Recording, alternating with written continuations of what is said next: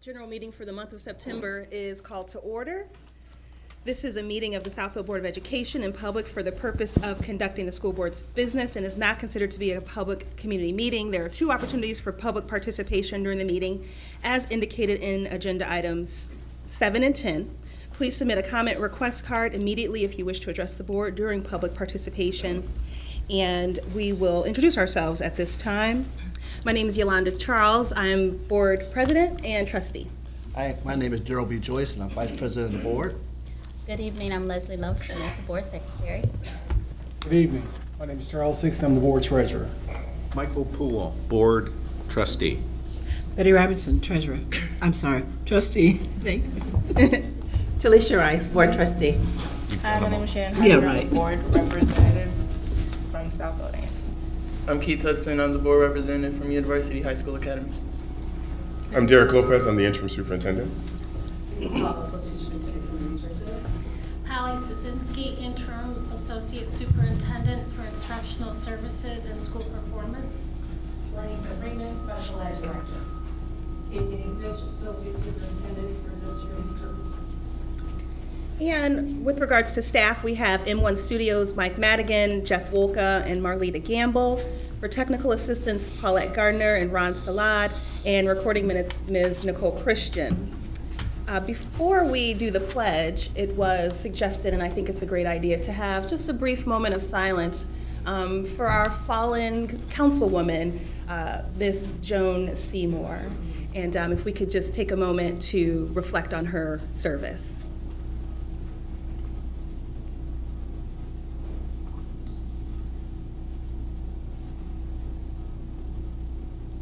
Thank you very much. At this time, we will do the pledge. Ms. Rice, would you lead us?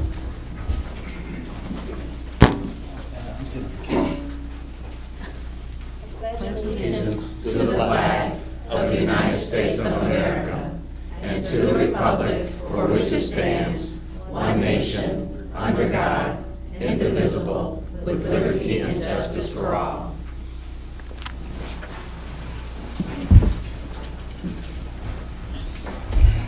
We are going to enter into board matters at this time, but I just wanted to take a little privilege and acknowledge a very special person in the audience who I only just saw, Ms. Fern Katz, if you don't mind giving us a wave or a stand. Right.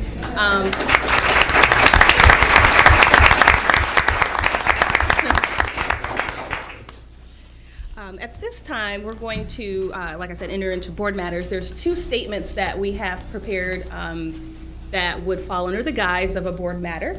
And I'd like to have Miss Smith read it first, read her, our statement first. Thank you. Thank you. I'm reading a statement regarding tuition release.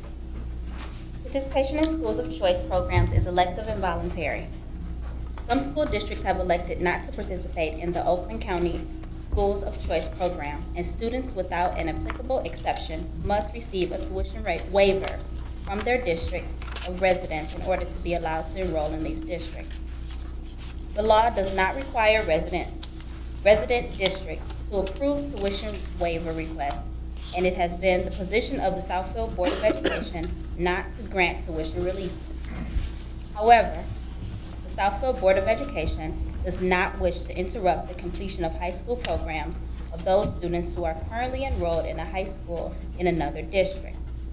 Therefore, on August 26, 2017, the board decided that approval of tuition waivers for students entering the 12th grade will be considered on a case-by-case basis. This decision does not apply to requests made on behalf of students entering grades pre-K through 11. The Southfield Public Schools instructional programs are rigorous and competitive, not only to local contiguous districts, but also with districts nationwide. Residents are encouraged to consider the exceptional benefits offered by Southfield Public Schools. Thank you. And that statement is available if need be. The next very important statement is for the superintendent search, and I'd like Mr. Charles Hicks to read that, please.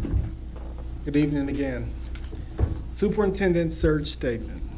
At a meeting held on May 10th, 2017, the Southfield Board of Education approved the interim superintendent's position effective July 1st, 2017 through June 30th, 2018.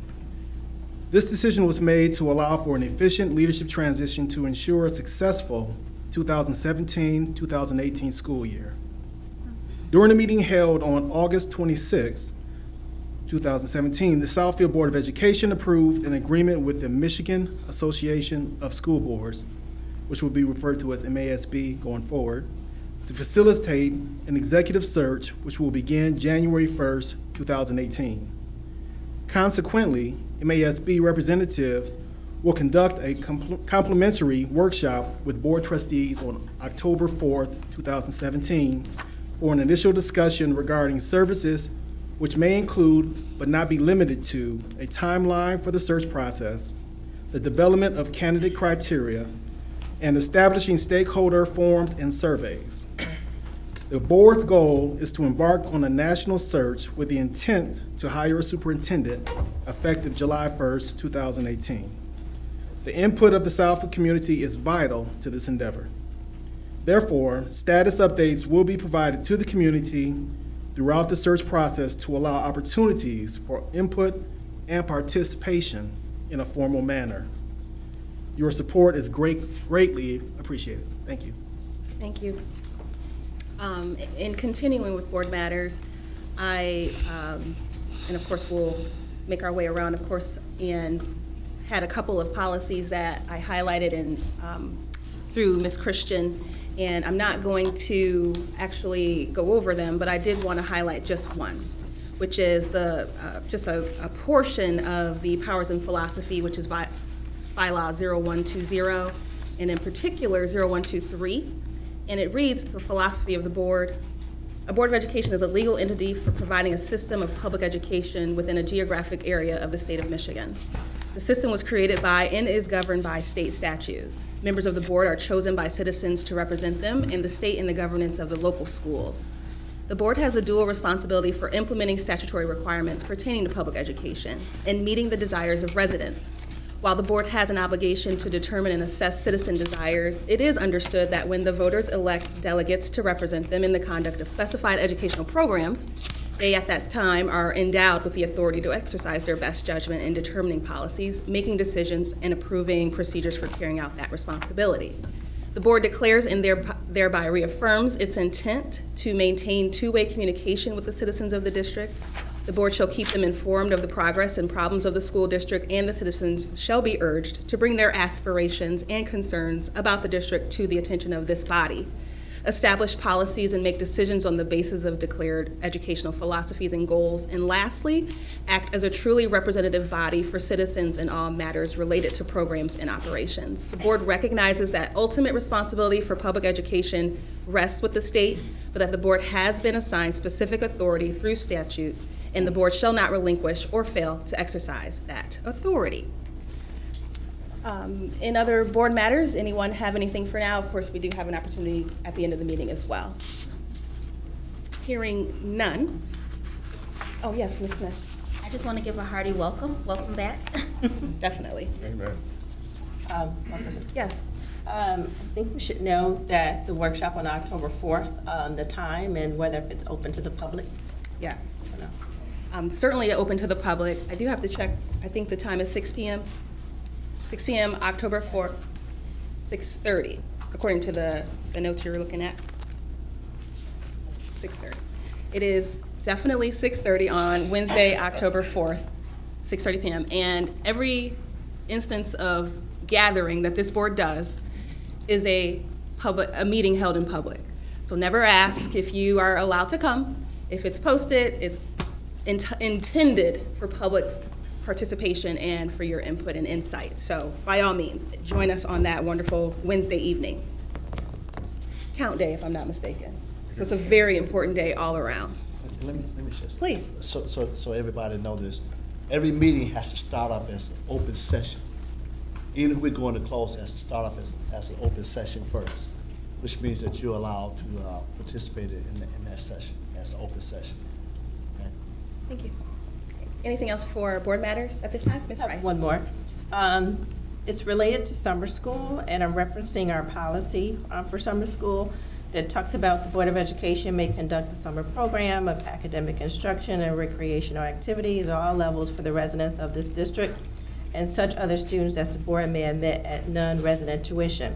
I'd like to request a report of summer school program to understand how the program was conducted, if it met some of the objectives that's outlined in the policy, like improvement of grades, academic exploration, learning skills, makeup of failed courses, to have that understanding. How do you all feel about that report? Would you be inclined to taking a gander at that report? I think that's a great idea.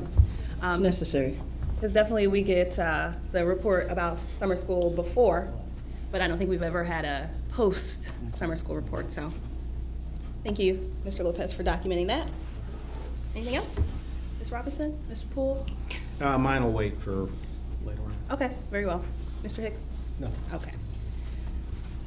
Well, I'm excited to present, well, I should say, introduce Mr. and Mrs. Jeffrey and Kay Weisberg. I saw Mr. Weisberg. Ah, there's Kay back there. They are here to present a gift to Morris Adler Elementary School. Principal Almadine is here to receive the gift, and we invite you to the podium. Thank you very much, school board members. We are delighted to be here, and just to start off, we hope that you have a really successful, wonderful year. There's a lot of good things that I'm hearing about Southfield, and I'm very excited about it, being the spouse of one of your teachers. So tonight, we are very, very pleased and honored to present this framed artwork, which highlights an incredible human being, Rabbi Morris Adler. And if I can just have maybe a minute of your time, I'd like to tell you a little bit more about him. I prepared some remarks, and I promise they'll be brief because I know you've got a lot of business to take care of, but they will be brief. Anyway, so this is... And make sure to speak into the mic, Mr. Weisberg, so that the community can hear you. Come over here. So this is a presentation to Adler, a plaque, a frame piece with the picture and some text that tells you a little bit more about the rabbi, and we're just delighted to give this to Adler and have you take it for us, okay? Thank you.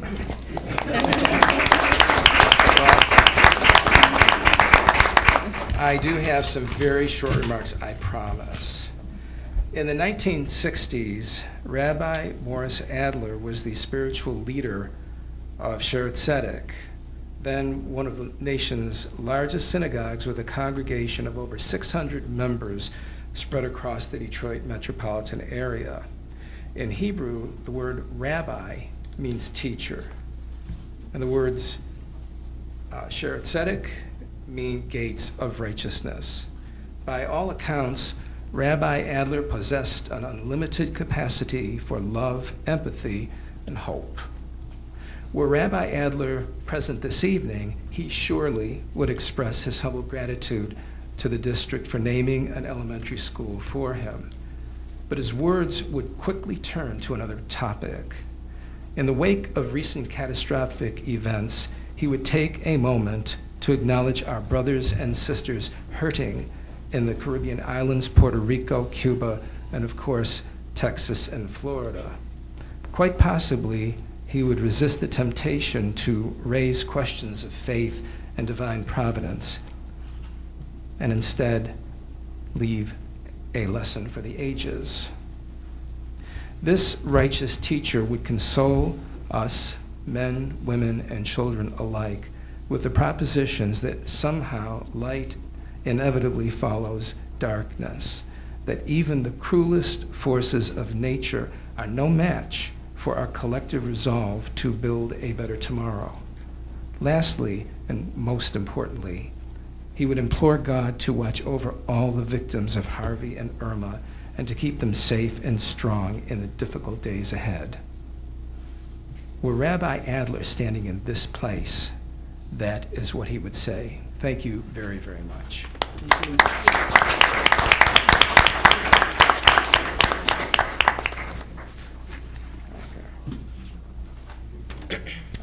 Thank you very much. On June 5th, the board trustees Daryl Joyce, Charles Hicks, and Betty Robinson conducted interviews for the position of student board representatives for Southfield High School for the Arts and Technology and University High School Academy.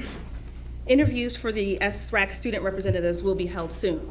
Mr. Keith Hudson was selected to represent UHSA, and the representatives for Southfield High School for the Arts and Technology are Mr. John Charlie III and Ms. Shannon Harper. Unfortunately, Mr. Charlie is unable to join us this evening due to his participation in a school sporting event. So we will start with Shannon Harper from Southfield High School for the Arts and Technology. Hi, my name is Shannon. Thank you. Okay, so first off, we're going to start with events that started in chronological order from Southfield A&T. So first off, we're going to start with the leadership party. So Student Council and NHS, we joined together and they had their first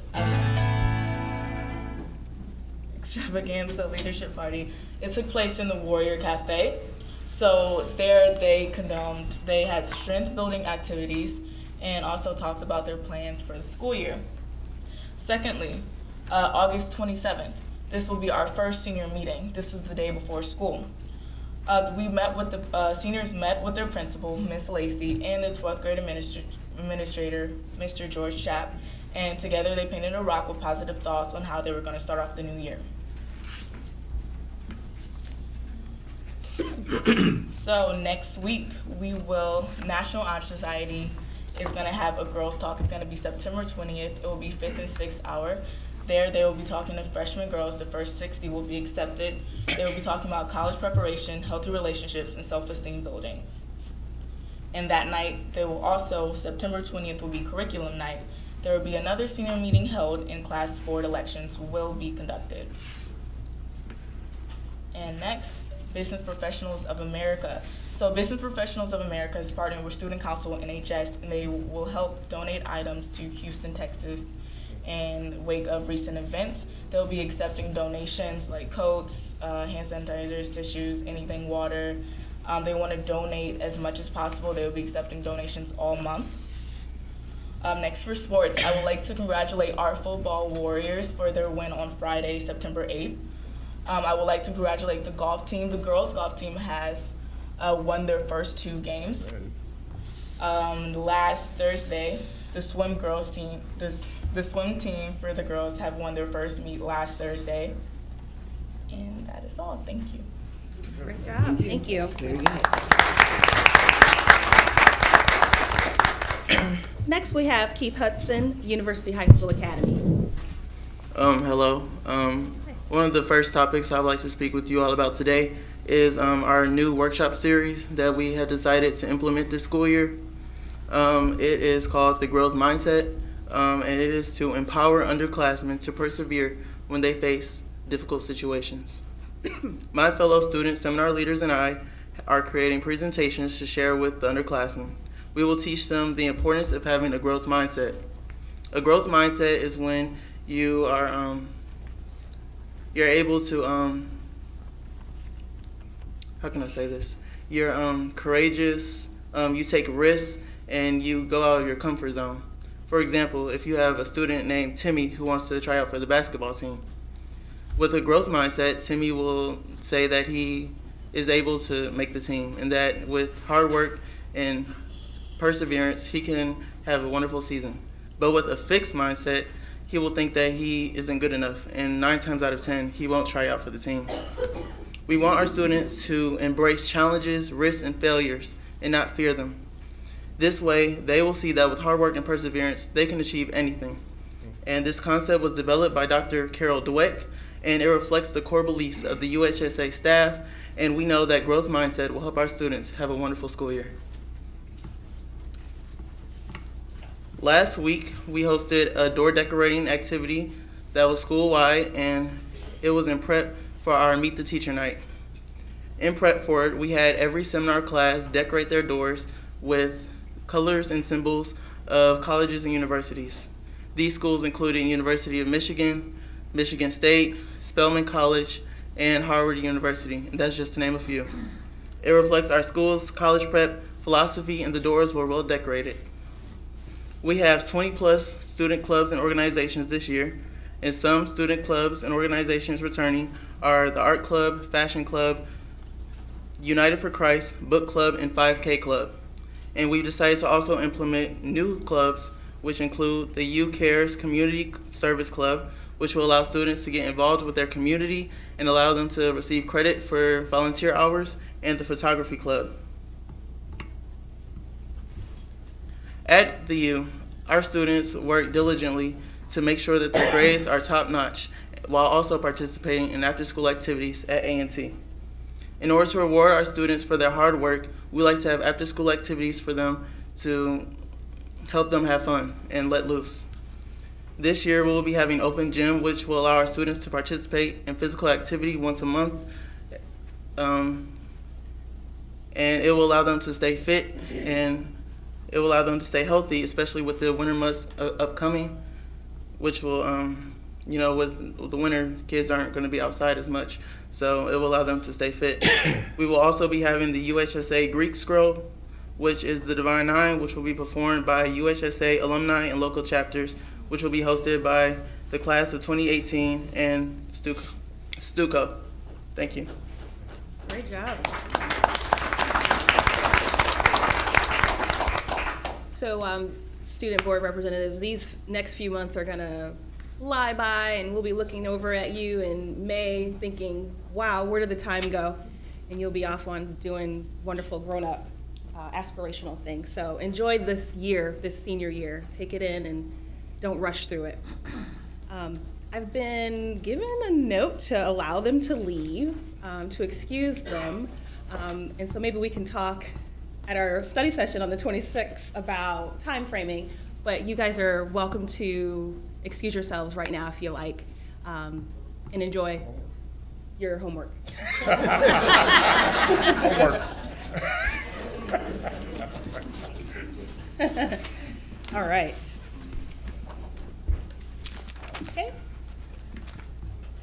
Now that takes us to item number 6 on our agenda, which is the report of the interim superintendent. And Mr. Lopez, take it away. Good evening, everyone. Good evening. Welcome back to the school year. It's been a really good start to the school year, with the exception of transportation. We've done a really good job of opening our school. Ms. Lacey is going to talk with us in a second about her start at Southfield A&T. But we have had, across the board, our schools have opened and our staff has been enthusiastic. Our students have been bright-eyed and ready to learn, and it's really been sort of one of the pleasures that I've had to be able to walk through our buildings and to look at the smiles of our youngsters on their faces and actually see our teachers really getting to work day one, even, sort of having assignments for our youngsters and making sure that they are prepared and ready to learn. And so I'm going to ask Ms. Lacey to come into the podium and introduce herself to the community, as well as talk about the start at Southfield A&T. Ms. Lacey. Good evening, everyone. Good evening. I want to start by saying thank you for this opportunity. We have some wonderful children. I must tell you, I have really enjoyed the start to the year. We didn't know, one of my assistant principals just walked in. Mr. Solomon, say hi. We've been working quite diligently, putting systems in place, but I gotta tell you, the young people over at Southfield Arts and Technology, they're just fabulous. They want excellence. They want to see the school to be everything it can be. They want great experiences. They want to be able to walk out at the end of the year and say, that was a great time, we learned a lot, we worked hard, and my parents are very proud of me. And so working together, I think that's our goal, is that they have a great time, that the learning experience is everything that it can be, that we not limit them with our own limitations, because nowadays there's so much available to them. And so the staff is eager, we are eager administratively. The support services are all pulling in. That's how great our kids are. I will tell you, it's a great place to be. Come by, visit. I think you'll be proud of them, and they'll be happy to see you. It's a great place, and I thank you, this board, for this opportunity. I call my team the dream team, and this is my dream job. I thank you for this. Thank you.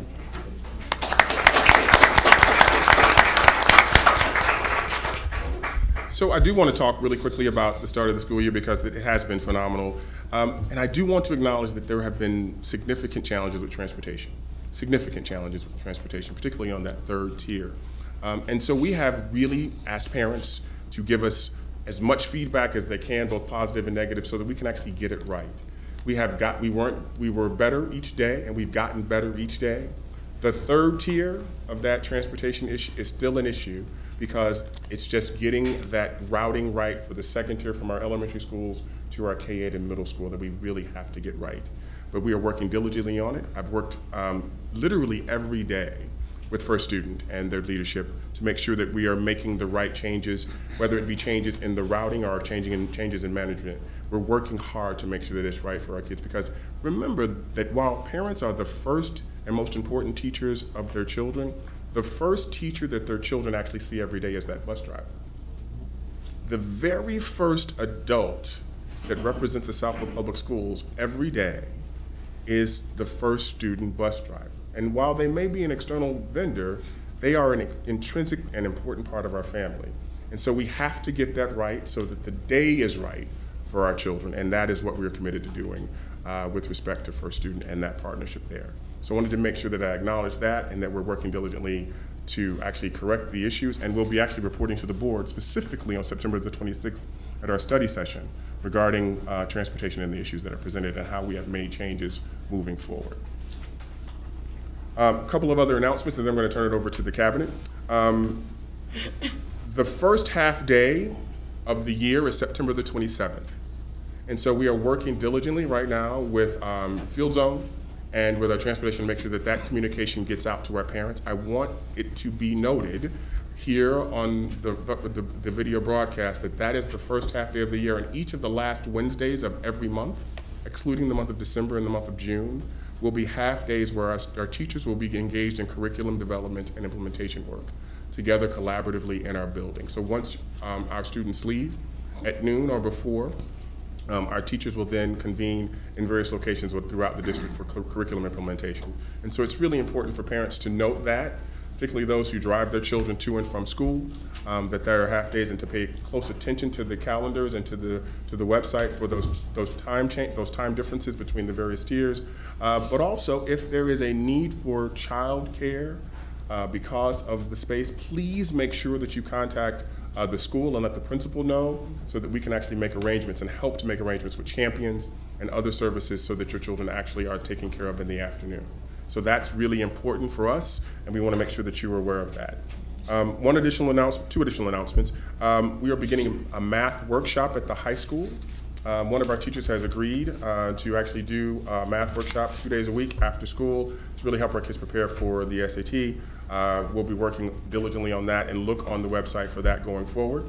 And finally, I have instituted what I'm calling a parent sounding board for the superintendency. It will be the second Thursday of every month from 6 to 8 p.m. It really is a give and take period where parents can come and talk to me, and I can listen to what the concerns are and hopefully address many of them before they reach fever pitch. Sometimes we sort of suffer in silence and we don't talk about the things that are really ailing us. We do know one thing or two things. The parents expect their children to come to school every day and to be smarter when they come home and always safe. And so really, if you upload your concerns to me and to our team here, we will try our best to address those concerns. And so that's an opportunity for parents to come in, sit in this room, talk with me as freely, and I will answer whatever questions that you have that I can. And we're really, I'm really stoked about those meetings because it really is when you really begin to actually build community. Because to really collaborate, you have to share time, turf, and trust. And you have to spend time with one another to understand what turf you actually are working together to share so that you can develop that trust. And again, people are from the show me state. Show me and I'll believe you. And so that is what is important about those meetings. It really gives us the opportunity to hear from you and to then show you that we actually are intent upon partnering with you to educate your children. And so those are my two announcements. At this point, I'm going to turn it over. Yes. Trustee Love-Smith. Yes, I was just hoping you could speak to the opportunity that Champions may have with providing scholarships and some type of support, considering that the half-days are new for our families here in Southfield and some families that may need that support. Sure. So Champions actually does provide scholarships for parents who may need additional support for those half days. And so make sure that you're contacting your principal, because that is the conduit through which the Champion scholarships are given. And so if parents are having difficulty with finding childcare for those children, for their children on their half day, it is really important for us to partner with you to make sure that that service is available to you. So Champions does offer that scholarship by simply contacting the building principal. They can let you know, let them know that you're in need of that service. So please make sure that you contact them. Thank you for that. And Trustee Felicia Rice. Yep, my comment was around Champions as well, too. I heard that we were working with Field Zone to do the wraparound care for the half-days, but I didn't hear the part about Champions. Is Champions open to providing that service as well? Yes, ma'am. Okay. All right.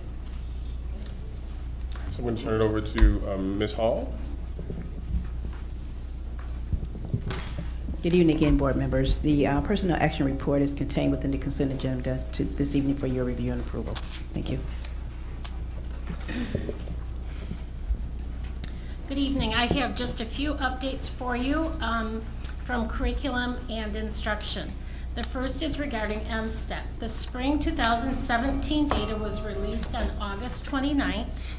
As always, the initial data includes data for all students in the district, including those students that have been in the district for less than one full academic year. Our initial review of the data shows that Southfield Public Schools trends tend to mirror the trends of the state in general. We are continuing to review this data in depth and will share a more detailed report at the September 26th meeting. We will continue to use this information as applicable to our curriculum framework implementation and professional learning throughout the year with staff. Regarding the curriculum framework, Rita Teague and the curriculum facilitators have been meeting regularly and preparing for the first half-day PD, or as we're calling it, #HDPD sessions for the end of the month for the teachers. They're working to put teachers in subject level cohorts for the core subjects, as well as several of our special subject areas, and so that planning is well underway. The curriculum team has also been making sure that the appropriate curriculum resources are in each building, and Dr. Teague has been making visits to Eisenhower, which is where we've warehoused some of those materials, and running things to buildings daily as we get increases in student counts and so on, to make sure that the resources are available for students. The curriculum facilitators have also been facilitating the access of the online e-text and teacher resources that are digital resources and require special master codes to see those online. The third grade reading law, PA 306, is in full swing this year for the district as well as the state. And so the required testing pieces that are part of that legislation are underway in the district as we speak. Cindy Watson will be meeting with the literacy coaches to begin the in-depth professional learning in a train the trainer kind of mode with the literacy coaches first, and then going into buildings to do some deep embedded professional learning around the requirements of that law. Part of that law testing is a initial screener, which we are using our MAP assessment. So MAP assessments are underway in the district for grades K through 8. High school students are beginning to prepare for the PSAT NMSQT for grades 11 and 10, which will be given on October 11th, and the PSAT 9 for 9th graders also on October 11th. And then the last announcement I have is that the Saturday school flyers will go home next week with registration online for Saturday school beginning September 20th through October 6th. And the first meeting for the credit recovery Saturday school portion begins Saturday, October 7th. So that'll, all the registration is done online. We have the flyers will give the details around that, but there are several opportunities for parents to be able to gain some access and help if they need help with that online registration. Thank you. Ms. Trustee Smith has a comment or question.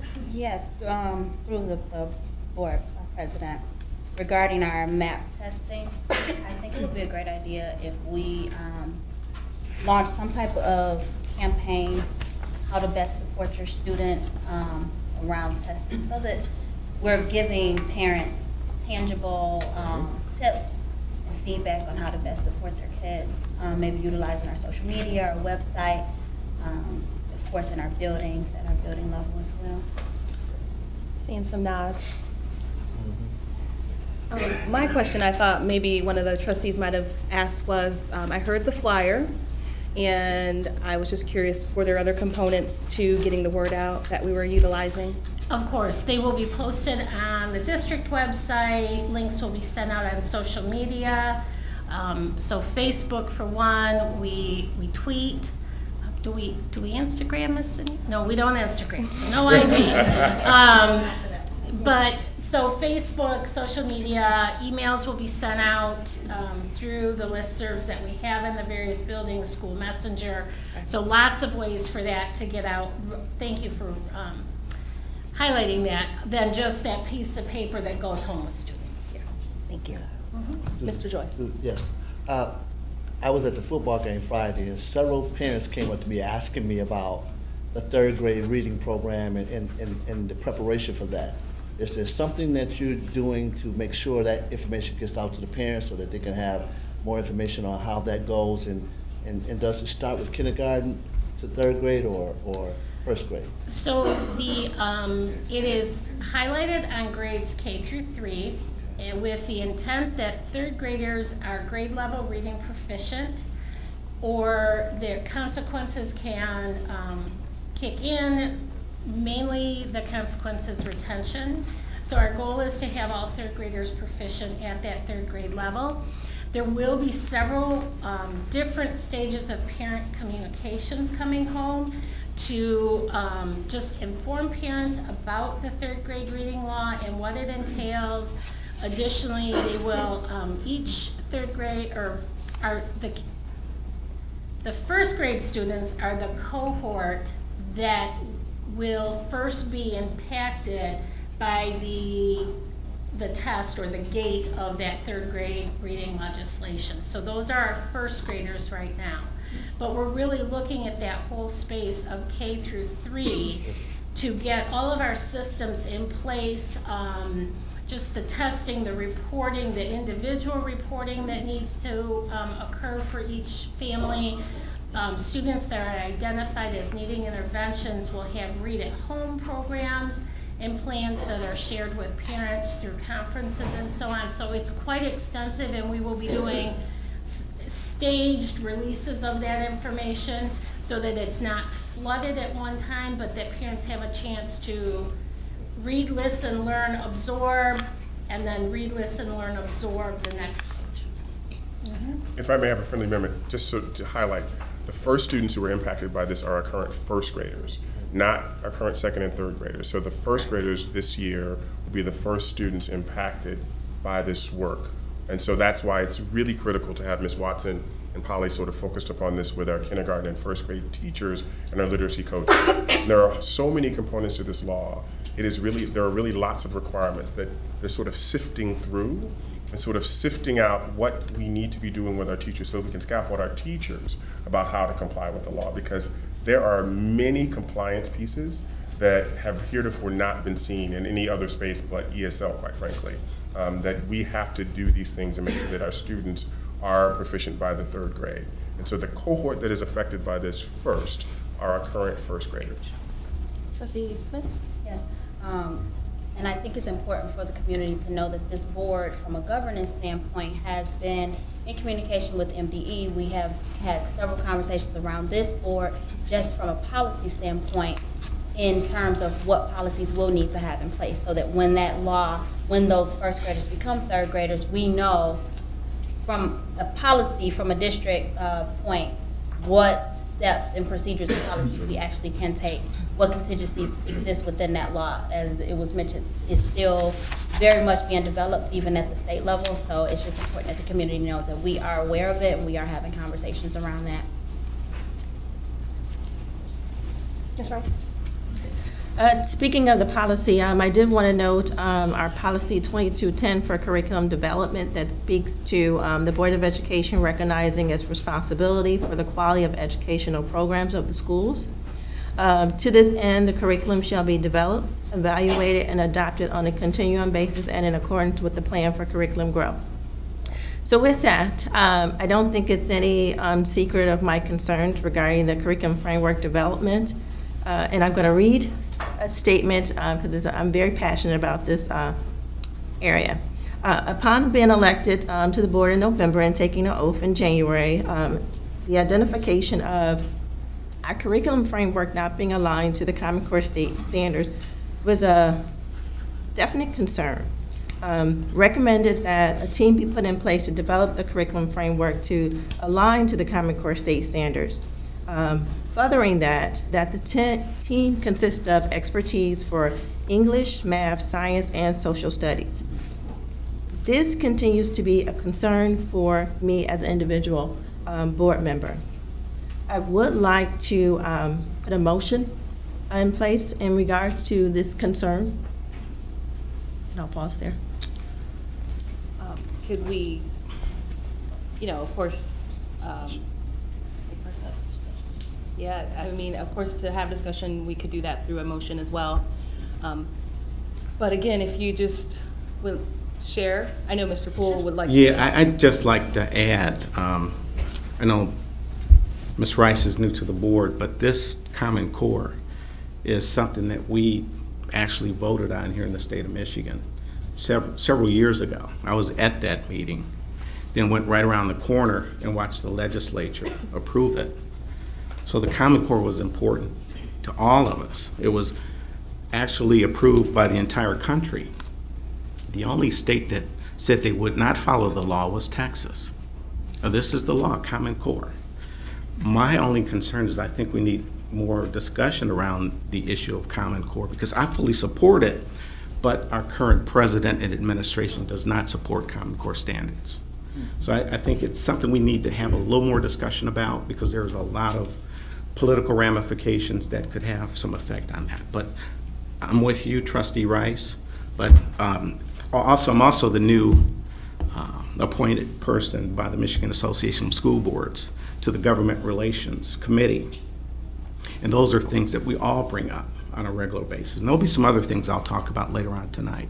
But I think we need to help you better understand that whole Common Core piece because that may go away in 2018. And I say that because there's also another bill that Mr. Trump has put out there, and it's one sentence, that the United States Department of Education will terminate on December 31, 2018. Yeah. So we need to have more understanding, more discussion, but to your point, Trustee Rice, I'm all with you. Okay. Appreciate your background, Mr. Poole. And I think if we've got a curriculum framework that's been developed to date for English, K through 12, math, K through 12, science for 6 through 10, social studies for 6 through 10, that is to be aligned to the Common Core state standards, that the curriculum framework should be designed and developed for all of the children in this district. As we move forward, we can have our sessions on what the changes are to come with the administration or even with the state, because we've seen communications that come out that says that there's some proposals on the table. But right now, today, we have a curriculum framework that has been developed for some of the children and not for all of the children. And we can continue the discussion, but I'll just put my motion out there and we'll have it. I move that the Board of Education directs the interim superintendent to expand the curriculum framework to include science and social studies for those currently excluded grades, which is 4th, 11th, and 12th, to be developed during the 2017-2018 school semester, with the implementation plan to be provided with the subsequent school board, next regular school board meeting. Support. Moved and supported. Time for discussion. I definitely champion board members being vested in very important topics and pieces. I'm just interested in making sure that any action that we take from this table is not done without knowing the ramifications, the pros, the cons, the if-then statement, if you will. And so it would be difficult for me to support it today, as you have mentioned it, only because I don't know what that looks like in terms of a rollout, logistics, operational standpoint. If that's expending money for more textbooks or more distributables, things like that. And so it would be difficult because I don't want to charge Mr. Lopez in his capacity without knowing what we're charging him to do, because as it's been mentioned to me on a number of occasions, we always want to be mindful of the intensity, the labor intensity of what we ask.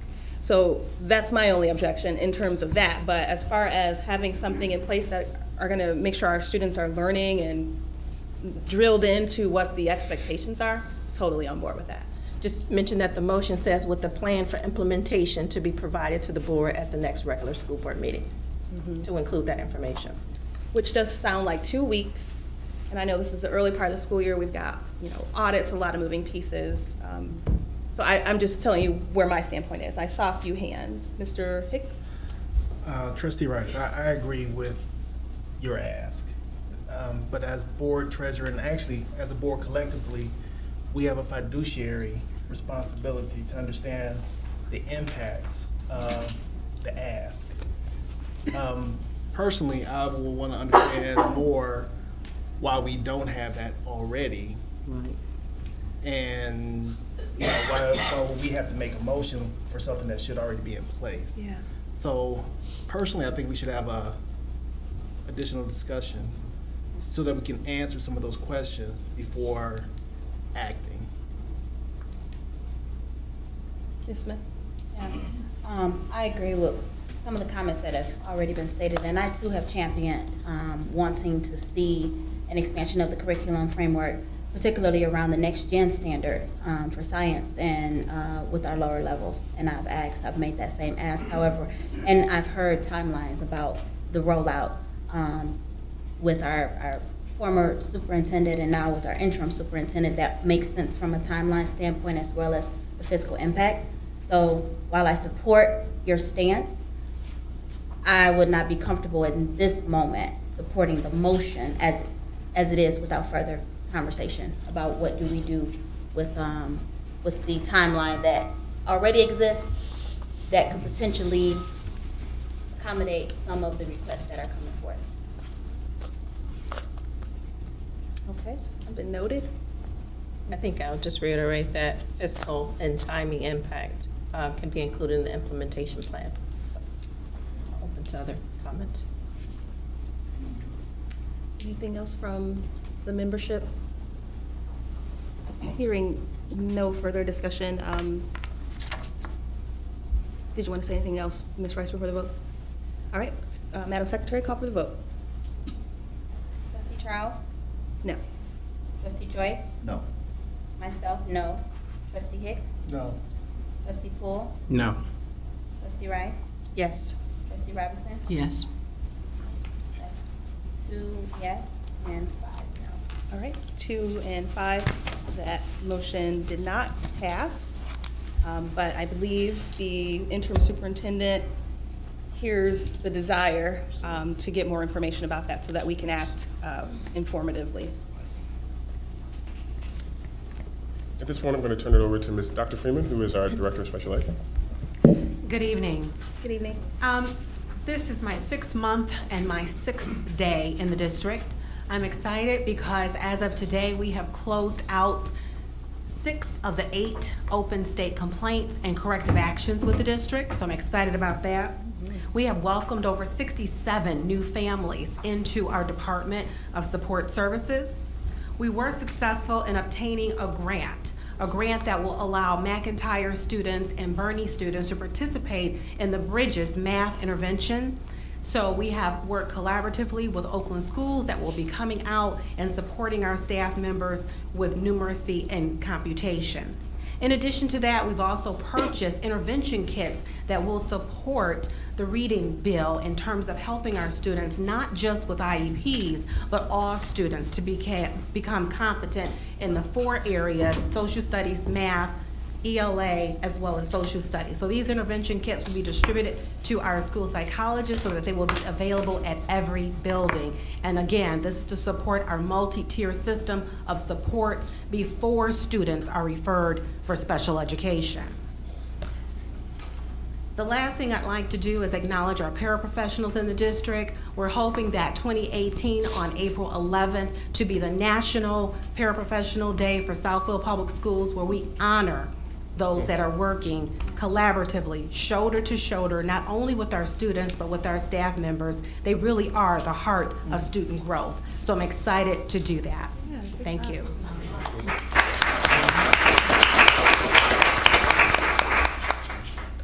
So Kate Dankovich? Good evening. As a part of our regular agenda, I will be providing a financial update. This is actually just through the end of August, which is our 2nd month of our fiscal year. We have been wrapping up the 16-17 fiscal year. The audit has been, the auditors have completed their field work, and we'll be reporting back, meeting with the board on the 26th and then doing a public presentation at the October 12th meeting. But just to get us an overview as we start this new fiscal year, is the school district's fiscal year runs from July 1st through June 30th. We use a modified accrual basis of accounting, which basically means that throughout the year, starting in July and as we progress through the year, we primarily record things on a cash basis. But then as we close out our year, we have to do some year-end accruals, which basically means we recognize things such as the teachers' salaries that have been earned but not yet recorded. So that's part of what's happened through the summer. And Plant Moran is our external auditing firm. They have been here. Just again highlight the date. It is, I'm sorry, the October 10th board meeting that they'll go over the fiscal results. So the budget that we're really looking at right now is just the general fund. The district does have different funds that they keep their different types of activities in. We have a debt service fund to pay off our bonds. We also have a food service fund, a capital project fund, and a fund that monitors our grants from federal and state sources. So this report really just focuses in on the general fund. The budget itself was adopted in June at the June 13th board meeting. That was prior to the adoption of the state's budget and the state aid budget. So as Mr. Lopez has indicated, the budget that we're looking at today in his financials represents a $50 per pupil increase in the foundation. As the state aid actually was finalized, it ended up being $60. So we'll be going through that whole budget modification throughout this month and October as we get our actual student count in, know what our staffing levels are, and can integrate some of the other pieces that were part of the State Aid Act. Again, as I said, we do things on a cash basis. So as we look at our results, I think we'll just go there right now. Revenues for the first 2 months are really low. You can see we've got about $846,000 out of a nearly $82 million budget. And that's because we do not receive any payments from the state for fiscal year 17-18 until October 20th. They are spread out from October to August. What this does represent are some of the property taxes that we receive. Tax bills went on July 1st. First bills are due at the end of September, so that money trickles in from our taxing municipalities between now and the end of September for the first for the summer tax bill. We also have some interest earnings in there and some facility use. On the expenditure side, we've got an $83.5 million expenditure budget, of which we spent about $1.5 million through the end of August. You can see from here that the difference between our revenues and our expenditures is about $1.6 million, meaning that we would be using our fund equity in order to make our budget balance for this year. Again, that picture may change as we look at what our pupil accounts are and the additional revenues that we're receiving from the state, as well as some grants. And again, we need to monitor that against the salaries and benefits that we have for the staff to support that as well. So that's just a high-level overview for tonight. Any questions? Thank you. You were probably getting to that part. I apologize for interrupting you. You mentioned about the summer taxes and how they trickle in and payments are made as such. I was just curious, and somehow, I don't know if it ever has come up, but so summer taxes are usually larger, more of a percentage that folks will pay in the winter, sometimes a little smaller. So it sounds to me that the current tax time, like those summer taxes, are what we are getting from which we are getting revenues from. It's not like the taxes from winter of this year. That's correct. This is any type of taxes that were levied for last year, because of that accrual basis that we were talking about, would be charged and recognized in the 16-17 school year. So this is really only starting with the July 1st levy for the taxes for this fiscal year for that first tax bill. And our taxes do go out 50% summer and 50% in winter. Thank you. Mr. Poole, did you have a question? Yeah, Kate, I'd just like to ask, so what are you projecting the fund balance to be, percentage-wise? Percentage-wise, part of that is going to be based on what our fund equity is as a result of closing out the 16-17 year. And it would be far in excess of the 5% flag that the Treasury Department is watching under early warning. So and I do believe 10%. it will also be within the 10% threshold that the board has under board policy. It's 10% of expenditures. So the projection last year when the budget was adopted was 12.6%.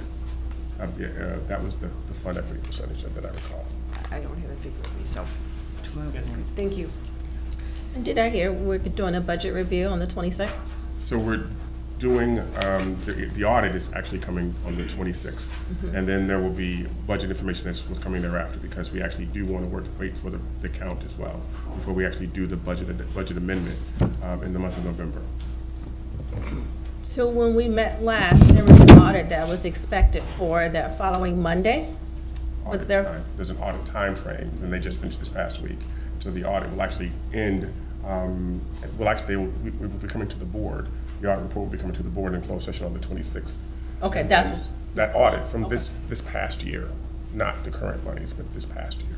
okay. So on the 26th, we'll get the audit update.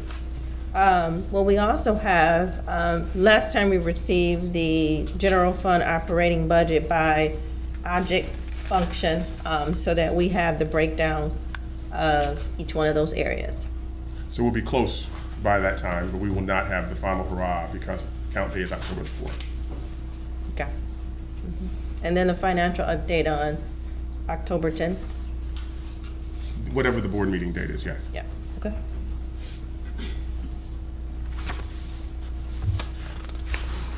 Thank you. Oh, is it?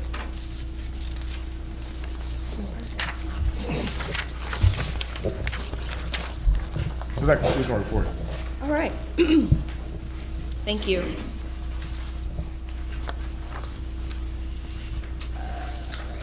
So that takes us into agenda item number 7.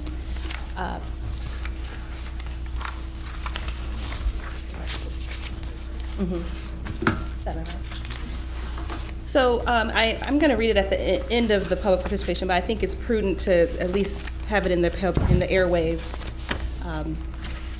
That members of the Board of Education and the district administration value your comments and your concerns, those of which will be duly noted upon your conversation at the podium. To ensure that an accurate response is provided, the appropriate district staff will thoroughly investigate your issue and contact you within 7 to 10 business days. If your concern is an emergency, of course, and requires immediate attention, please contact the board office, and that number is 248-746-4366. Your support and participation are greatly appreciated, and we thank you for that. If you wish to address the board regarding a school-related issue that has yet to be resolved by a school administrator, please submit a comment card immediately. Comments are limited to 3 minutes, and as a matter of fairness, speakers with complaints against individuals are asked not to mention any person by name. Complaints concerning specific employees should be directed to the school principal or central office administrator before coming to the board. Your cooperation is greatly appreciated. And as you can see, we do have 2 segments of public participation on the agenda, and according to our bylaws, those comprise of a total of 30 minutes. So I will call the cards. Some people will use their whole 3 minutes, some folks won't, and we may be able to get them all within this first public participation segment. But I did want to alert those folks at the end of my list here. So we will start with Ms. Pamela Bard, if you would come to the podium and provide your address for the record, and following Ms. Bard is Ms. Slate.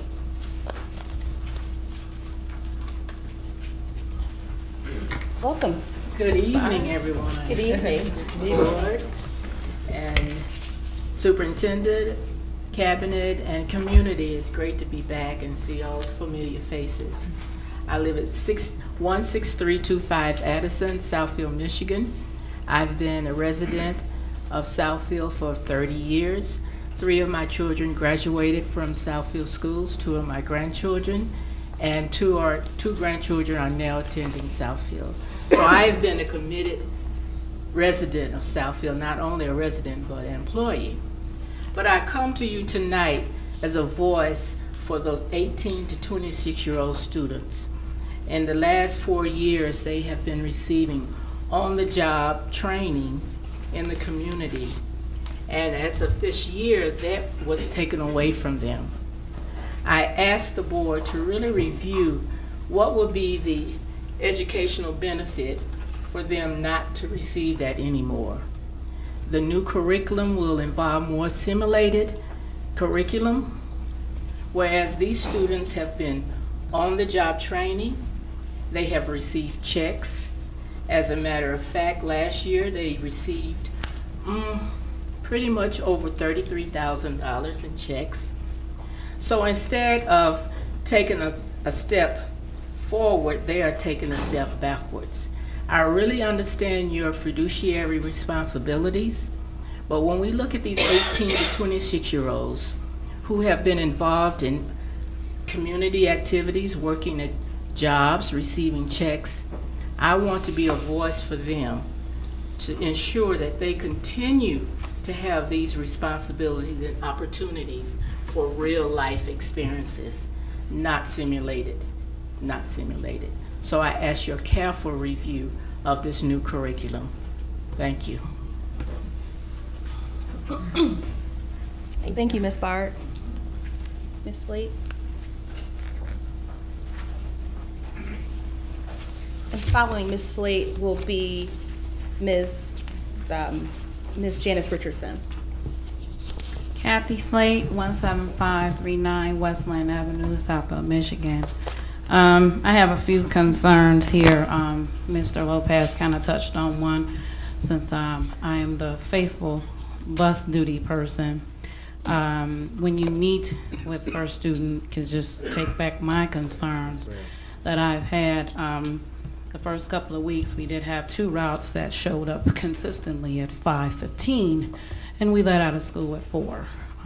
We got parents, and we are the line of fire when they don't pick up the phone, and that's still an issue, that they're still not picking up the phone. Several parents had to come get their children, and That was a concern. Another concern were drivers that came to the school but didn't seem to know where they were going or what route number they were. They even asked us, well, where do we drop these children off? That's a concern for me. That's a safety concern for me. I had bus route numbers and the numbers on the buses that don't match. That's a concern, especially for little ones. When they see a 40 and you tell them that they're Route 4, that's confusing to a 5-year-old. I see pictures in some, but some of them are so dark, we can't see it, and neither can the children. And I don't even know if they know it's bus ant or bus cat or whatever. I had a student today come to me and say that one of her bus drivers likes to play in traffic and move the bus back and forth, swerve the bus. She actually used the term reckless, this 10-year-old. So I'm concerned, and that was on Route 5 and on Tier 3. And of course, the unanswered phones. The parents are livid with us, and all we can do is refer them back to an unanswered phone. So that's just some of my concerns that you can take back to them. And I noticed that on the contract that you all are, that you're voting for a new custodial contract, and I saw a flyer in my building today saying, we're hiring, even though you all haven't approved it yet. I'm concerned about them hiring the current staff that we have. I'm the one that's cleaning the bugs out of my room when I came in and stuff off of my floor. So if we have a new company, we need new people, flat out. Another concern was the Colonial Life that came in during our teacher workday. That it was mandatory that we met with them. 20 minutes. That's a lot of minutes when you're trying to get your room together for children. And I'm hoping that's not common practice, that we have people coming on teacher work days. And really quickly, you talked about curriculum framework. We need one for summer school. Yes. Thank you, Ms. Slate. Ms. Richardson? And following Ms. Richardson will be Ms. Patrice Taylor. Hi, Janice Richardson Norman, 30284 Southfield Road, Southfield 48076. I have a couple of concerns. The first one was transportation. First day of school, my son was not picked up. I had to literally drive from 13 in Southfield to Levy. That's a ways. What if I didn't have a vehicle? How would my son have gotten picking up special needs child? Second issue is my daughter graduated from Southfield A&T June 11, 2017. I sat at Shane Park on that date. However, after graduation, we submitted a transcript through parsonage. Michigan State University contacted us via email on Friday. They received the transcript, however, just with the term date, no graduation date, so that told me the counselor did not do his job. And that's unacceptable because my daughter is at risk of losing her financial aid thanks to Southfield Public School System. Third issue is the website is not updated for Southfield A&T. I don't have a child in the at that school anymore. I still see class of 2017 information on there, as well as 2016, 2017 card marking dates. That's unacceptable. Fourth issue, I would like to know, why is it that we aren't utilizing our academic resources from the Oakland County or Oakland schools with the type of test scores that we have in the district? And we know that the superintendent will help us immediately, and we aren't using those resources, especially with the 8.86 1.27 and the 6% college readiness, because my daughter is one of them. Thank you for your time and consideration. Oh, and by the way, the 7 to 10 days, no one ever contacts us back via email, text, phone. Thank you, Ms. Richardson. Nelson, did you say? Norman. Ms. Taylor.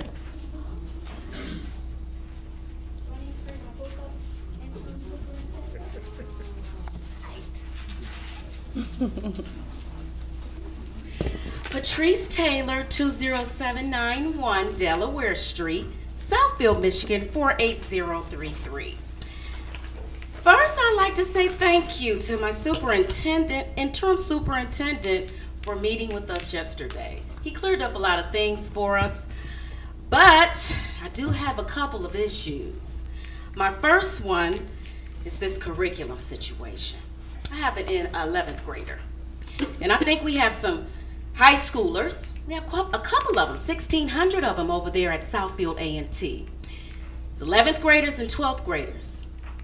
And us not having that curriculum framework together, currently, that's an issue for me, because it looks as if though we don't care about the students right now. I understand that we have a fiduciary commitment and we should be making sure that things are together, but right now, those students need help. My 11th grader needs some help, and I think the rest of our 11th graders and 12th graders need some assistance with that science and those social studies.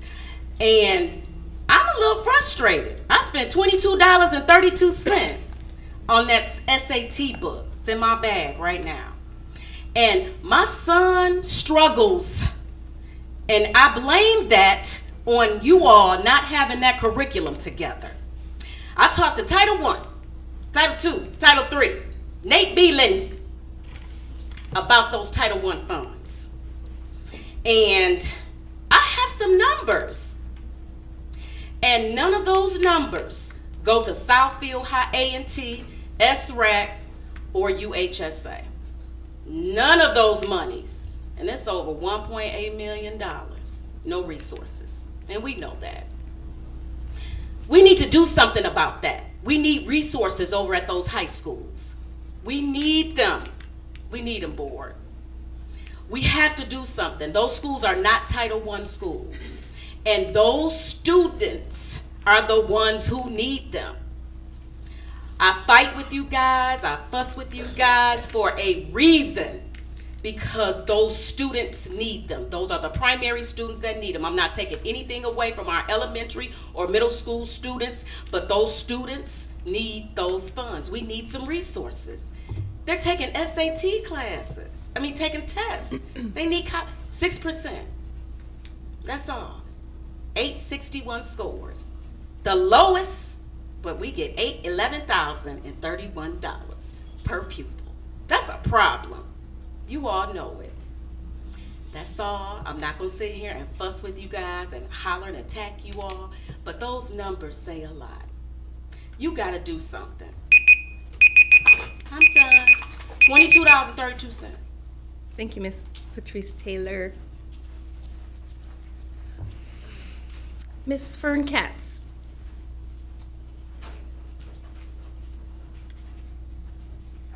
And following Ms. Katz will be Ms. Burden, and that will be it for this particular portion of public participation.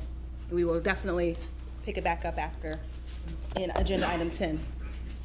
I'm Fern Katz. My address is 25800 West 11 Mile Road, Southfield. I was a member of this board for almost 10 years, and I loved the kids, and I loved it. I loved what they did, and I loved it when they came to the school board and told us about their wonderful successes. And I loved working with our superintendents, Dr. Linda Wood, Dr. Wanda Cook Robinson, and under their leadership, we were among the best in the state, especially, if I may say so, for black students. We had the best scores in the state, and 92% of our students went to college, and I'm proud of that. So, this happened because of the cooperative working of our board, and with the superintendent and the staff. We had a marvelous staff. Everything worked well. And I expect that it will continue to work well. I certainly hope so. Things are happening here that I don't like, and I'm not going to discuss them. But I want you to know that whatever upset you've got, throw it away. You're working here for students. You're not working for each other. You're not working for anything but the students and their success. And that's where your energy has to go. And that's why I'm here. Now, I know that you're all capable, so I'm not going to say any more. You all know what I'm talking about. I know what I'm talking about. And our students are out there. You've just heard some of their problems. You can solve them. I know you can. So your job is to watch the budget and to take care of the kids. Remember that. Thank you. Bye. Thank you, Ms. Cat.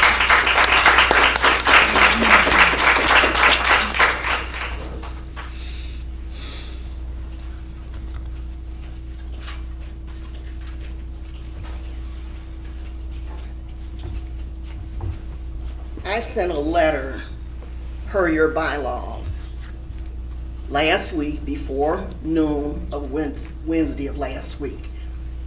I mentioned before that I had sent a letter on July 20th, never got a response. So I do expect a response today. Could you give your name and address and all that?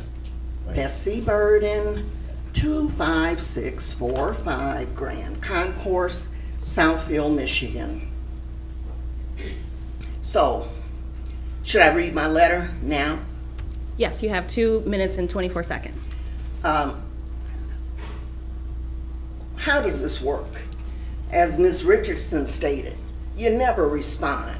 People follow your directions and you don't adhere to them. I wrote a letter and I'm supposed to get a response tonight. I'm writing to get a response to many concerns I have about what is happening in this district.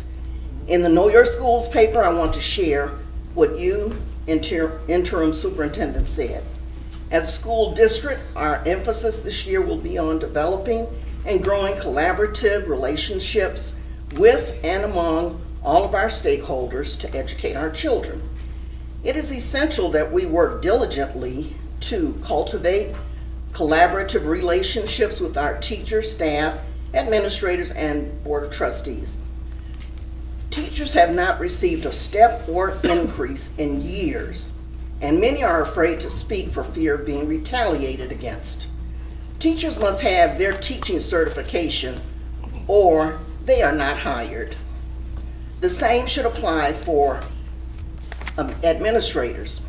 At 2 meetings in July, there were several people proposed for various positions who do not have administrative certification. Several of them worked under the former associate superintendent. Are we using friends and acquaintances for promotions? The following people as of July 25th have no administrative certification and should be removed. The interim superintendent, associate superintendent, Adler principal, Vandenberg principal, and your ESL supervisor who was terminated as a principal.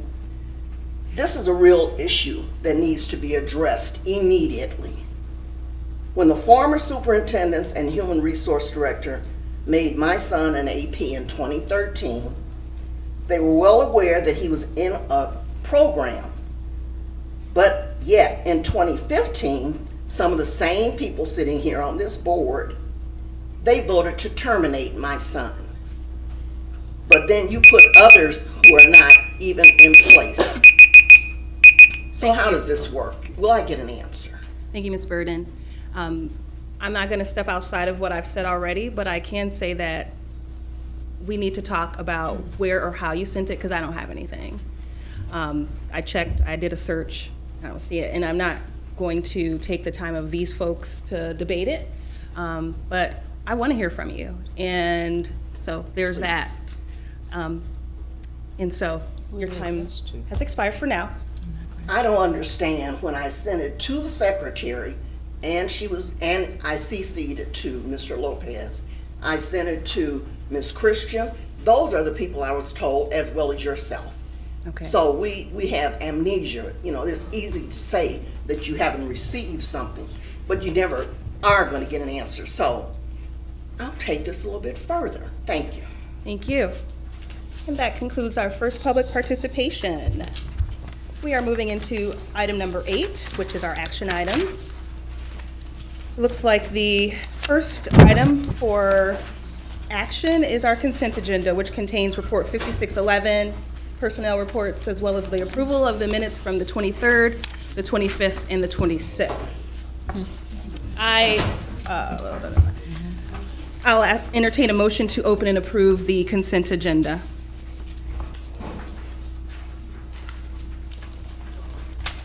I move and approve that we approve the consent agenda. Any support? Second. Fantastic. Any discussion? Yes. Yes, please. For the meeting minutes, we've got attendance for August 23rd for all 7 board members. There were 2 board members that were not present, which should be stricken from attendance for that particular meeting. Trustee Rice, look at page 8. It also updates where the 2 trustees who are absent are absent. Page 8, middle of the page. I'm just speaking to the X's. Yeah. So I think it's the way the minutes are being taken. Initially, that's just the default, but as you read further in, it updates the who was there and who was not. Yep, I got the comments. Yeah, and Ms. Rice is correct. It should, those X's shouldn't be there. In our prior minutes, we have not had X's where folks were not in attendance. Thank you. Okay. I'll continue on. We've got remove comments for Board Secretary Smith encouraged the trustees and interim superintendent to participate in the team building exercise. That was on August 25th and not August 23rd. I'll continue on. Add the report from Trustee Rice that was reviewed with the board and read aloud for inclusion to the community. Remove Trustee Rice's statement under discussion items.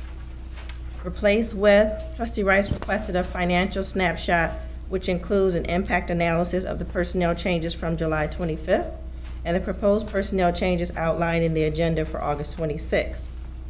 Trustee Rice supported the best and worst case scenario proposed by Trustee Smith and recommended that the scenarios include approved financial decisions to date and those expected, such as the additional transportation routes expense. She also reminded the board members of the board authority and board powers per the bylaws and policies to ensure fiscal accountability and responsibility, and she requested a financial breakdown of the grant funds. I'll continue. Remove Trustee Rice's statement that she will email her remarks for minute accuracy under interim superintendent role and responsibility. Those were emailed over. Remove and replace with Trustee Rice has emailed her comments related to the interim superintendent role and responsibilities. As well, remove Trustee Robinson stated that she will email her remarks for minute and accuracy, both for Mr. Joyce and Ms. Robinson. It was just for myself. That's for August 23rd. For August 25th, add under board self-assessment workshop. Trustee Rice read bylaw 0121 Board Authority, which communicates the supervision of the district shall be conducted by the Board of Education, hereinafter sometimes referred to as the board, which is constituted and is governed by the laws of the state of Michigan. It was determined that this bylaw is inconsistent with the emphasis provided at the board self-assessment workshop. The additional item is add under responsibility as interim mini workshop. Trustee Rice indicated that no board authority was passed to the interim superintendent during the organizational meeting. Only appointment of Vicki Hall for the MAISL Trust and Kate Dankovich for the Middle Cities Risk Management Trust. For August 26th, remove Trustee Rice's comments under interim superintendent report facilities update and replace with Trustee Rice requested that approved vendor dashboard with performance measurements and parent surveys be presented on a monthly basis to apprise the board of the vendor's performance to ensure quality services are provided to the district. I have 2 reports here. Report 5613 for custodial and general maintenance services contract award. Oh, That's the end of what Minute. applies to the consent agenda. Thank you. Yes, please. If I may,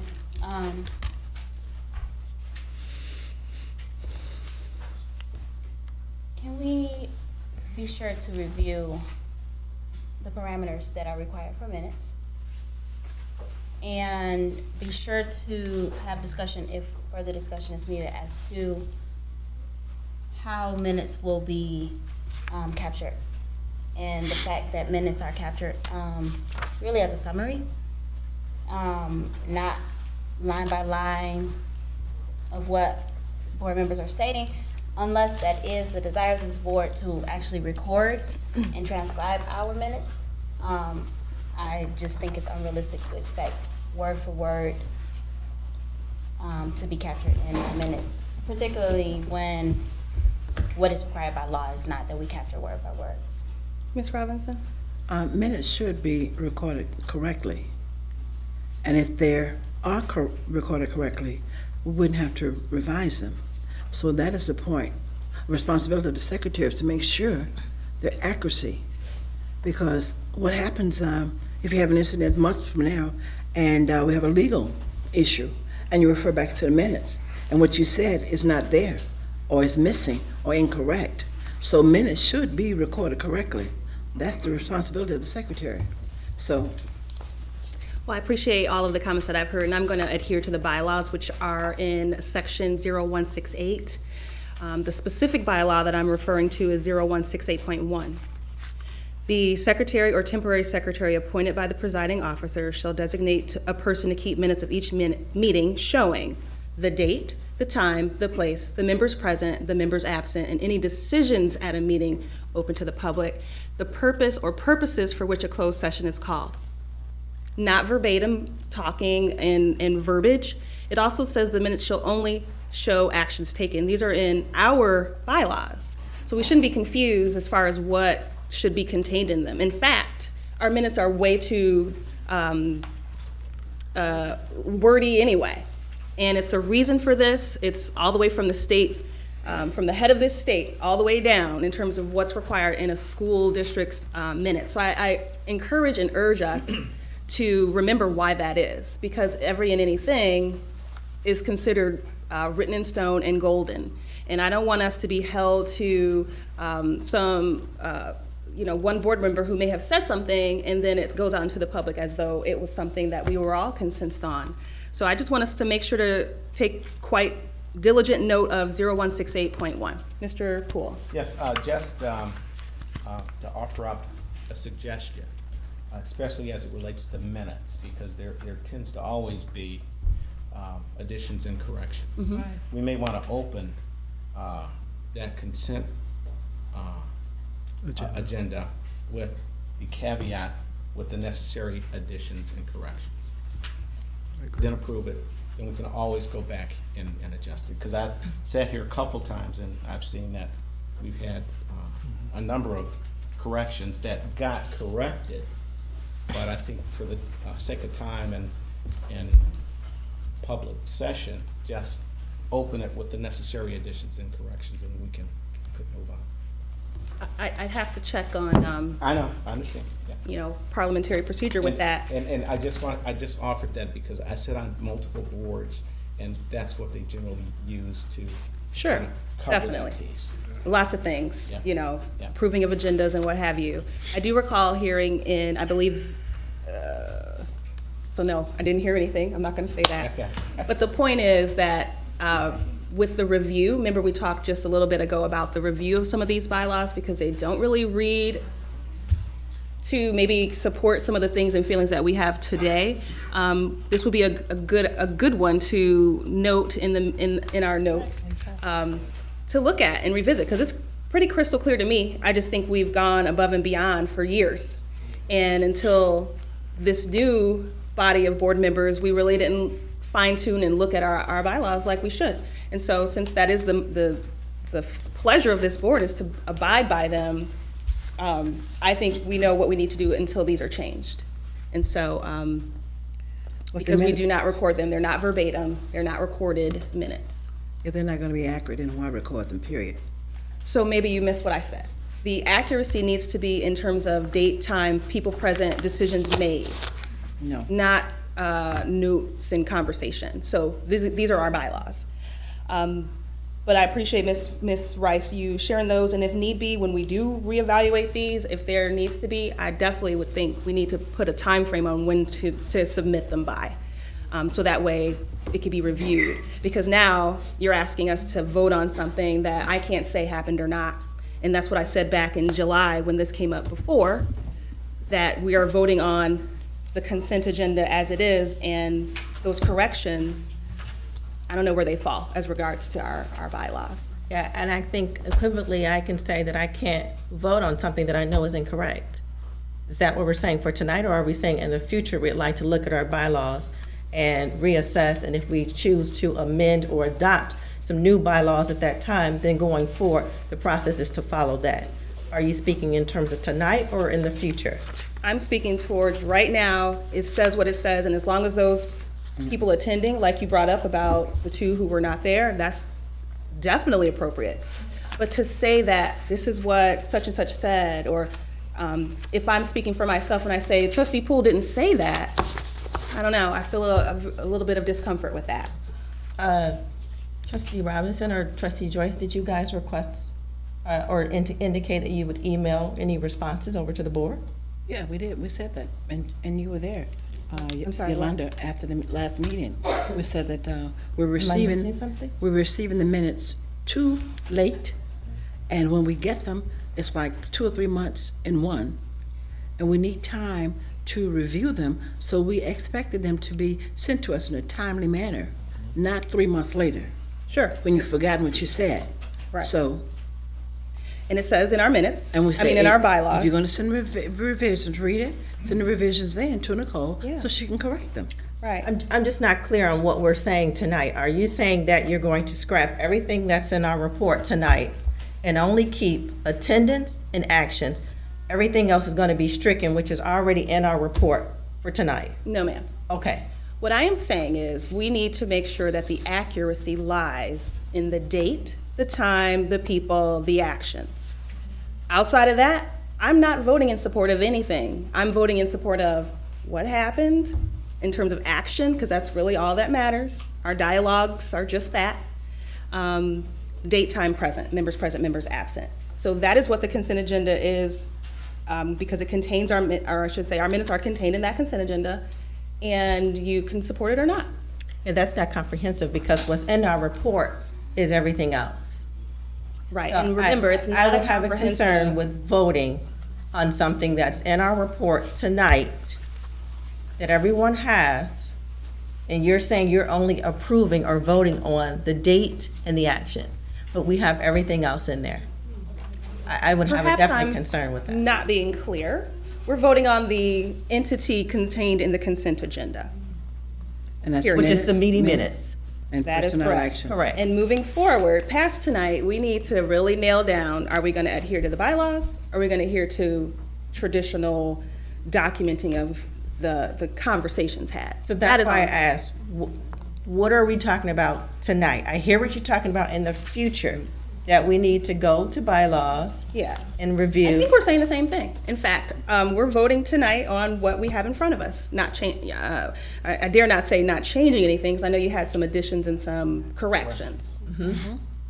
I just And that's why I offered up with the necessary additions and corrections so that we can Right. move forward. Did you just Correct. amend her motion? I didn't make the motion, someone else. Or the motion? Just make right. it amended Amended. to. I was going the to necessary approve with the additions. amendments when I get to that point. So, in order for me to do that, following the Robert's Rules of Order, we have to rescind my motion. Correct. Right. So, I rescind my motion. Support.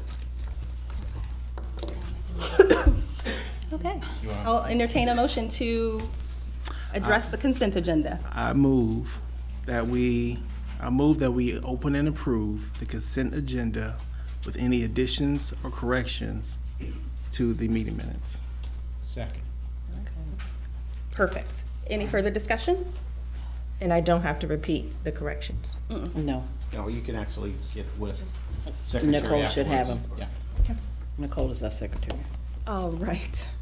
Please call for the vote, Miss Secretary, Officer Secretary, Miss Leslie Love Smith. Trustee Poole? Yes. Trustee Robinson? Yes. Trustee Rice? Yes. Trustee Hicks? Yes. Myself, yes. Trustee Joyce? Yes. Trustee Charles? Yes. Unanimous. Perfect, thank you. Unanimous was the tally. I will entertain a motion to open and approve Report 5612, Revised District Policy Number 5630, 5630.01, Student Seclusion and Restraint, second reading and approval. Is that what you guys have? No, revised district policy.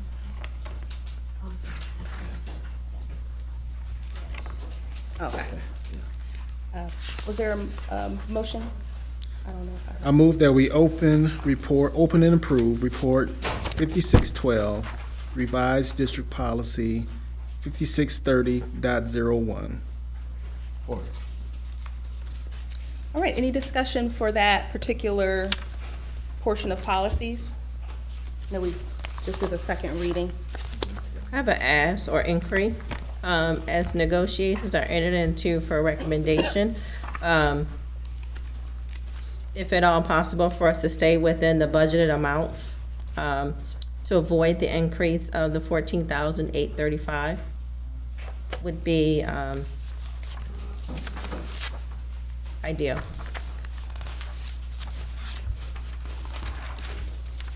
And then I have a question.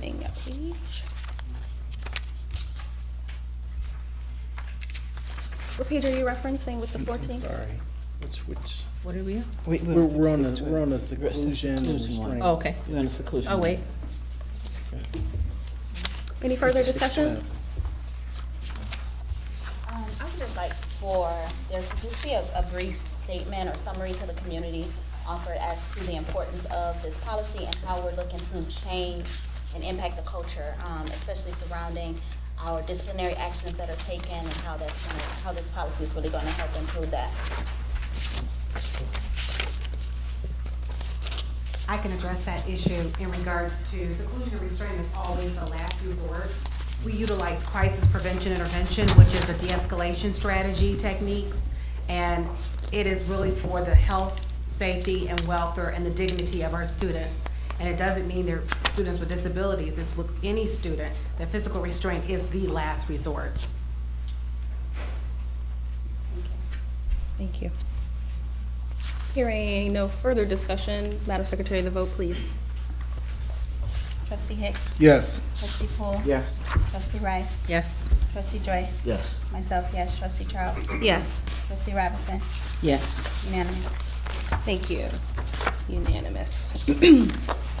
A motion to open and approve Report 5613, Custodial and General Maintenance Service Contract Award. I move that we open and approve report 5613, custodial and general maintenance service contract award. Support. Moved and supported. Discussion, comments from central office. So GCA is the company that we have actually recommended to the board for approval of the Custodial and General Maintenance Services Contract Award. They were not the low bidder, but they were the lowest quality bidder that we actually had. Their personnel is here this evening. I'm looking forward to getting to work with our district as soon as this contract is approved. We have engaged in some challenges with EnviroClean as a result of this announcement. So this is actually a very, very important vote that the board is approving this evening so that we can get started with securing their services and then hiring employees to serve our children, our buildings in the district. With respect to the negotiations, as the board action item sort of directs, there will be a conversation that takes place between October 1st and October 31st about the extent and content of the agreement. We'll be bringing the agreement back to the board for ratification. But this is to actually begin the services of GCA actually on October the 1st. Can you speak to that transition and what that's going to look like, especially with the importance of the services that are being provided to our kids and how kids are still in school right now? So. Sure. And so they've actually engaged in what we've asked, a very aggressive timeline, because we actually informed by EnviroClean within the last week that they would actually be reducing services to the district as of October the 1st, as opposed to the timeline that we had actually anticipated, which was January the 1st. And so they actually are helping us out in amazing ways because they're actually agreeing to go into buildings in a staggered way while actually hiring all the employees, going to buildings in a staggered way. The high school's first with one addition, the middle school second with one addition, and then the elementary school's third, the third week of October, in a really constricted timeline because EnviroClean simply decided to pull out of the contract because we're on a month-to-month basis with them, and they actually exercised their right not to continue the services as of October the 1st. And so it's really important for us as a district with respect to the cleanliness and safety of our buildings and the hygiene of our buildings that we actually vote on this and we get this done this evening so that our buildings are not impacted negatively come October the 1st. Have they agreed to overlap their services? So there will be no overlap of services because they will be actually merged. They will actually be sort of graduated into services. Initially, the plan was actually to overlap the services so that we actually did not have any disruption of service. EnviroClean bailed on that as an organization, and so GCA is actually doing us a huge favor in this regard because they're actually coming in as EnviroClean are leaving and actually implementing their staff in the various schools in the district. Okay, also you have GCA services for a total of 2 years, 4783,062. But on the next page here, you said the increased benefit of GCA proposal includes professional wages and benefits for on-site manager, $11 an hour wage for custodians, and technology for principal and contract manager to evaluate the cleanliness of the building. The projected increase for fiscal year 18 budget for the proposed change is $14,835. Why are we paying for their manager? So because their manager actually is the person who actually manages the services in the district. We have a liaison. So they actually are an external vendor with whom we contract to actually clean our buildings. And so we don't have our own manager doing that work. They actually employ the manager to do that work. And so that is important for us because we have someone who's a point of contact on site that is our person can have a liaison relationship with to make sure that the buildings themselves are clean so that we can actually access all of the corporate structure of GCA moving forward. But you say they hire this person, so why is this person on, why are we paying them? Because it's a part of the contract overall. Okay. Was this agreed upon in the initial negotiation, Mr. You were part of this contract, Mr. Joyce. Did you agree to that? Was that your interpretation as well? Yeah, I do understand this. Mr. Hicks? And that's the reason why. Mr. Hicks wasn't part of that. Oh, you weren't part of this one? No. Okay. Just Mr. Joyce. Correct. So I do understand this, and it makes all the sense in the world for us to follow through right on this, on that figure right there. Yes, sir. All the sense in the world. I disagree, but. Question. How does the acquisition impact the negotiations or agreement? So they'll be going on parallel, quite frankly. And so it doesn't affect the overall negotiation. The RFP is the RFP for the time set that is there. We did actually agree that we would actually not exercise the penalty clauses until the January the 1st space because that was when we anticipated them actually coming on. They're actually doing us a service in the interim 3 months. And so we want to make sure that we're not penalizing them for something that they did not foresee. I think that's fair, and I commend you for being open to that and flexible. And I actually was just sitting here thinking that I think it's going to be really important for us and for the community to really be patient and any concerns that come forth, that we just handle them with grace, understanding that this was not a situation that we were planning for, and that this was something that we really that was thrown on us. And so it's really going to require us to just be patient and graceful, and I commend you for being flexible with that. And I support that, especially given the performance measures will be in their contract. Right. My only comment is if we don't have to increase the budget by this $14,000 amount, that would be ideal. That would be the only comment. Mr. Joyce. Yeah, I just want to say that it's sitting in the RFPs for all of the group of companies that they all had a consensus that they need at least 2 months. Absolutely. At least 2 months to transition. And so GCA has got 2 weeks? 2 weeks. 2 weeks. Okay. I just want to make sure, Michael was here at the time when we had GCA before. So some of you weren't here before, but I just want to make sure the same problems we had before will not come up again. Because, you know, we're going back to the same vendor that we had years ago.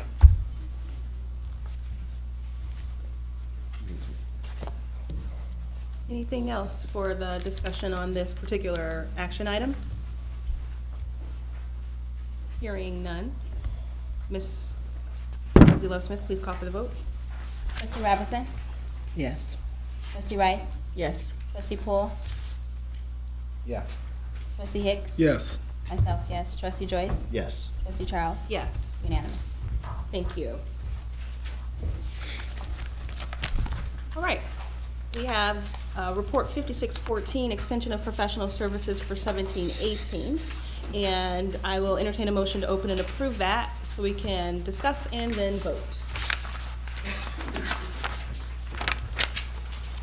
I move that we open and approve Report 5614, Extension of Professional Services for 2017 and 18. Support. Second. Thank you. I have some concerns about this one, as I mentioned before in our study session. Even though I received a copy of Roles and Responsibility for Ms. Janesco, to me, it reads almost identical to the current special ed. And you have Tiffany, this student and family psychological service person. We already had somebody at SRAC doing the same thing. So my concern is, why can't, if we're going to continue to pay Ms. Janesco $80,000, why can't she assume these responsibilities? So Ms. Tiffany Boards is actually an additional item that we actually added to Southfield Regional Academic Campus. She is not, Southfield Regional Academic Campus does not have special ed services of the nature that Mrs. Board, Dr. Boards will be offering. This is a group project called I Am Someone that she will actually engage 30 of our students, which is more than 10% of the population of Southfield Regional, 15 young ladies and 15 young men and their families, in counseling to actually move them towards job readiness and towards productive lives. We do know that many of our students who are Southfield Regional have additional challenges that they're facing. That's why they're at the school that is an alternative school, but they are not special education. And so therefore, the resources that Ms. Janesco would actually provide are not applicable to the students that are actually at Southfield Regional, but rather Dr. Boards will be providing those services. But doesn't her degree qualify her to do this as well? I'm actually asking the board just to approve this particular motion, so because it's a pilot project that we actually hope to expand to many of our schools, simply because we do know that the issues that our children actually face in school, many of them emanate from the outside the school in their homes, and we have to begin to engage their families in a more productive conversation. It is an issue that actually we talk about all the time, that there's a homeschool continuum that we do not recognize. We actually expect our children, who are actually dealing with many more problems than we've ever dealt with as youngsters, to come to school and to actually be ready to learn. What Dr. Boards will be doing in particular is not simply working with those students in groups in the building, but working with their families to assuage and to deal with any issues that are at home so that those students can be more productive. It is actually that model that we should be actually replicating throughout the district, which is why I want to work with her, with our students who are actually the most vulnerable students, to actually implement it first. But aren't the responsibilities the responsibility of the counselor? They can do the same thing. So they don't do the same thing. They don't actually go into homes and talk. They don't actually engage in family counseling. They engage in academic counseling for students, and tangentially will deal with issues that come from home as they present themselves. This actually is designed to actually surface those issues so that we can deal with them up front so that they don't impede the academic progress of students. And back to Ms. Janesco, this $80,000 a year, you said it's an open-end contract. Have we entertained the fact of reducing this? It should not be reduced. As I said to you in the study session before, this would be a $100,000 full-time position plus benefits if we hired someone in the assistant director's role to actually do this job. That would cost the district $140,000 in that 1.4 sort of recommendation space. And so this actually is a savings to the district because we would actually have to hire someone full-time and with benefits to actually engage in this role. And not only that, because Dr. Janesko actually has a history of the district, it doesn't require her to come up to speed, and therefore we lose time with the students that are actually being serviced. And I think that's a valid thing to also reiterate, is that it is at a great premium that we have this person. Now, I had some of the same questions you had as well, and I believe that knowing that on the open market, a person who's providing services such as this would fetch upwards of $100K with benefits. With benefits, I just think that we're saving as opposed to expending. But you have to look at long term. She's been doing this job, contract for 10 years at $80,000. When do we end this contract? Why can't we've been talking about succession planning. If we're going to continue to hire her for another 10 years, there will be no need for succession plans. So suppose she just decides next year she doesn't want to do this anymore. We have nobody in place. We should be working towards getting somebody in place to do what she's doing now. We've hired new principals, we've given people promotion, and we spent this kind of money already. So my point is, why have somebody on contract for 10 years at $80,000 when we had somebody else in the district who can do the same thing? And don't tell me we don't, because I know we do. All right, Ms. Rice? Two comments or questions. Any research on this pilot program that has been done? Or has this pilot program been done in another school district where we have some sort of information from that? So it's been done in a smaller school setting. We have the research actually can provide you with the binder of research that she actually provided to me. And I really do believe that this is actually something that is worth the investment in pilot so that we can actually see the efficacy therefrom. Really, if you think about the amount of money that we're spending on this, a single child who actually would need the services that are being produced by Dr. Boards would cost upwards of $20,000 of therapy for the family for a year. And so this right here again, and using these youngsters as a pilot to actually grow and develop what we know needs to happen in a student support network is something that we really should invest in as far as a pilot is concerned, so we can see what happens in our district. Second question. Any information from the principal or Mr. Eaton of what kind of student support services that are needed that could potentially match up to Absolutely, this pilot program? And that's exactly why we're doing it. Absolutely. I had my launch meeting with Dwayne Easton last week, and students are presenting more difficulty each and every year, quite frankly, and they come back from the summer, and that transition is difficult because of the issues that are coming from home. And so this is one of those things that we really believe will be able to impact the students along with other programs that we're actually putting into place. How many students will she be servicing? 30. 30. Okay, and you mentioned that she would actually be going into the homes of these kids? This is something that a social worker does. We don't have social workers assigned to general ed students in the But you're going to district. send this lady into some of our homes? We don't have, so she was meeting with the families at the schools. So that's what I mean by home, number one. And number two, we don't have social workers assigned to special education, to general education in the district. We actually have them assigned to special education. Exactly. My point exactly. When you said, okay, you just said she was going into people's home, and I see that's a problem if she's going to be going to people's home. But now that you clarified, she will not be going into any family home. She would be working at SRAC with these families, correct? Oh, wow. Call for the question. Yes, sir.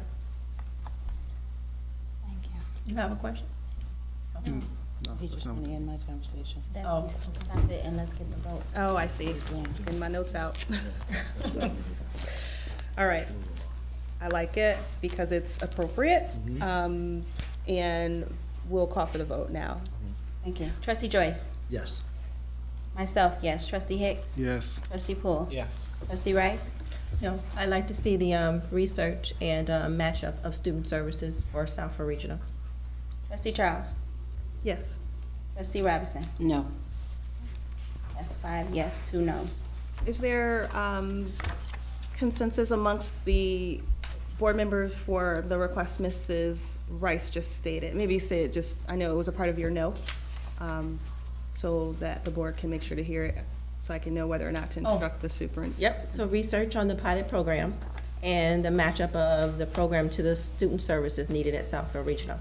Okay, I see nods. Yeah, absolutely.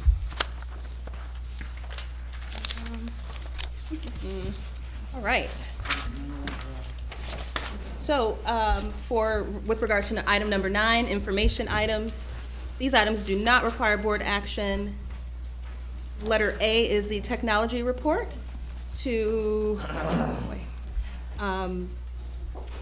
technology report, and I'll refer to Mr. Derek Lopez for that, which is containing, I guess, Foxbright security cameras, Microsoft contract, and Milestone video surveillance.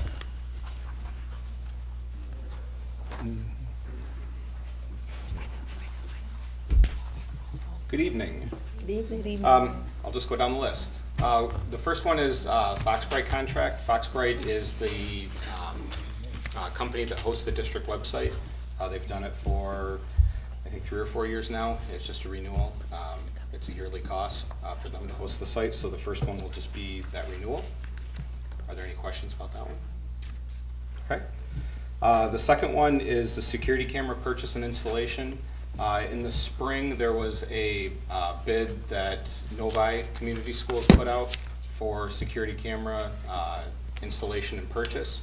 That bid was extended to any district in Oakland County. It was awarded to Suntel Services. We have a budget of about $20,000 a year for security cameras, so I'm just asking the board to approve at a future meeting an open purchase order to Suntel for the $20,000 so that we can move those projects forward. Any questions on that one? All right. The next one is the Microsoft contract renewal. Throughout the district, we use Microsoft products for our desktop computers, for server access, for Word, Excel, PowerPoint. And again, that is a yearly contract cost. It's based on the FTE of the full-time employees, not the full-time students. And again, that's a renewal that we pay on a yearly basis. So that will, that action item will be to renew that for this year. Does anybody have any questions on that one? I have a question on the prior one. When we replace the cameras, what do we do with the old ones? Which is They get toss recycled. Mm. The one, so the district has about 653 security cameras. Many of them are old analog cameras that don't have great resolution. So as we replace them with better, higher resolution cameras, and the ones that we pull out are discarded. Are these cameras placed inside and outside of the building? Yes. Okay. And the way, just for clarification, the way that we determine placement for cameras is really talking with the building administrative team and finding out the areas where they think we need coverage. I just want to make sure it would prevent a couple of incidents we had before where kids are walking away from our schools, and if the cameras don't capture that, then what's the point? So the caveat to that is you're never going to have 100% coverage. So kids are always going to find the one place that, the one place where an incident occurs is invariably the one place that you don't have a camera. It doesn't always happen that way, but there's a lot of cases where unless, I mean, you could spend hundreds of thousands of dollars to get full coverage, and there'd still be places that weren't completely covered. So they're stationary, they don't rotate? Okay. Any other questions? All right, the last one is the Milestone Video Surveillance Licensing and Support Contract. The software that we actually use to provide a single pane of glass for our security cameras is called Milestone. We've had it for, I think, 3 years now. It is not currently under a support contract, so I'm asking for approval to get a support contract. It's a 5-year renewal. Provides us updates and support for that software. And that will be that action item. Are there any questions on that one? Okay, thank you very much. Thank you, sir. Certainly, if you have any additional questions over the next 2 weeks, because I believe this will be coming before us on the 26th of September, be sure to inquire with the superintendent. think you were getting ready to. Oh, okay. And so the next report is the air conditioning unit for Southfield High School for the Arts and Technology Band and Choir Classrooms Bid Award. We actually approved this in May, but the bid came back $26,000 more than the additional authorization for the board. And so I knew that we needed to bring this back to you. I will also tell you that in the next 2 weeks, we'll be talking about the short-term capital improvement plan. And so whether or not this actually is a good investment will actually come before you, before we actually ask you to vote. But I wanted to make sure Thank you. that you actually saw that the bid came in $26,000 more than we thought it was going to come. In addition, the next, if there are no additional questions about that, this is an issue that the use of the Southfield stage, to actually upgrade the auditorium is upwards of $1 million with all in. So that includes draperies and the lands and the pulleys and whatnot at Southfield A&T. But we do need to actually resand the floor. It is actually one of those things that we can actually then use that dance floor for purposes of classes, performances for students. It's a $6,700 expense. It is coming out of our capital expenditure funds to do that. It is actually something that can be utilized fairly quickly by our students.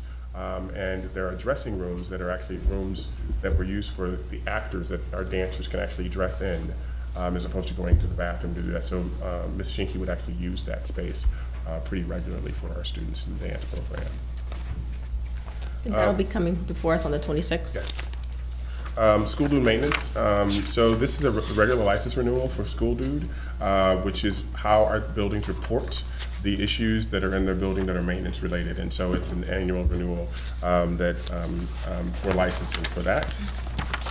And I'm going to defer to Dr.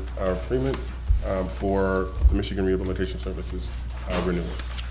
We are excited to partner again with Michigan Rehabilitation Services. This is our School to Work program that successfully employs 25 to 30 students from around the district, primarily at Southfield A&T. We actually had a group of students that successfully completed employment over the summer, and many of them have been offered employment actually at TJ Maxx. We're excited about that. And this partnership allows us to benefit from $44,000 worth of support, job coaches, for our students with disabilities, and our commitment is only $12,000. It's a cash match, and we're hoping that this will be approved. And so that concludes that report. Then you have the purchasing report, and then you and the payment of bill schedule for review. Yes.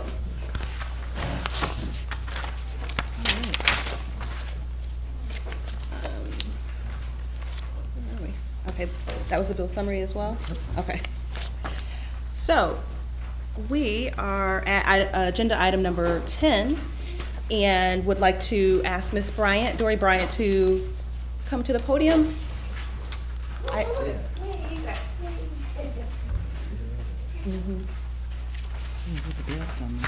Dory Bryant, 20150 Harbor Lane, Southfield.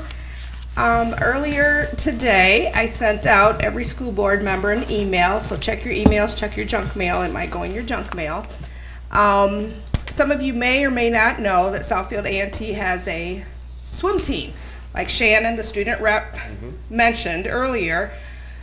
We had our first swim meet versus Avondale on Thursday. She reported we won, but we lost.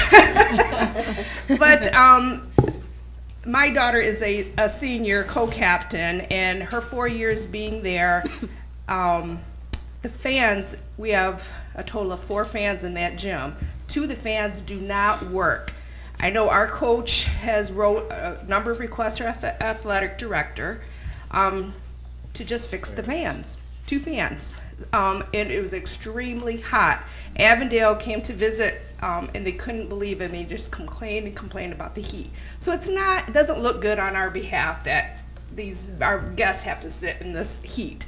By the end of the night, we host a hospitality where the other swimmers come and we feed them, that type of thing.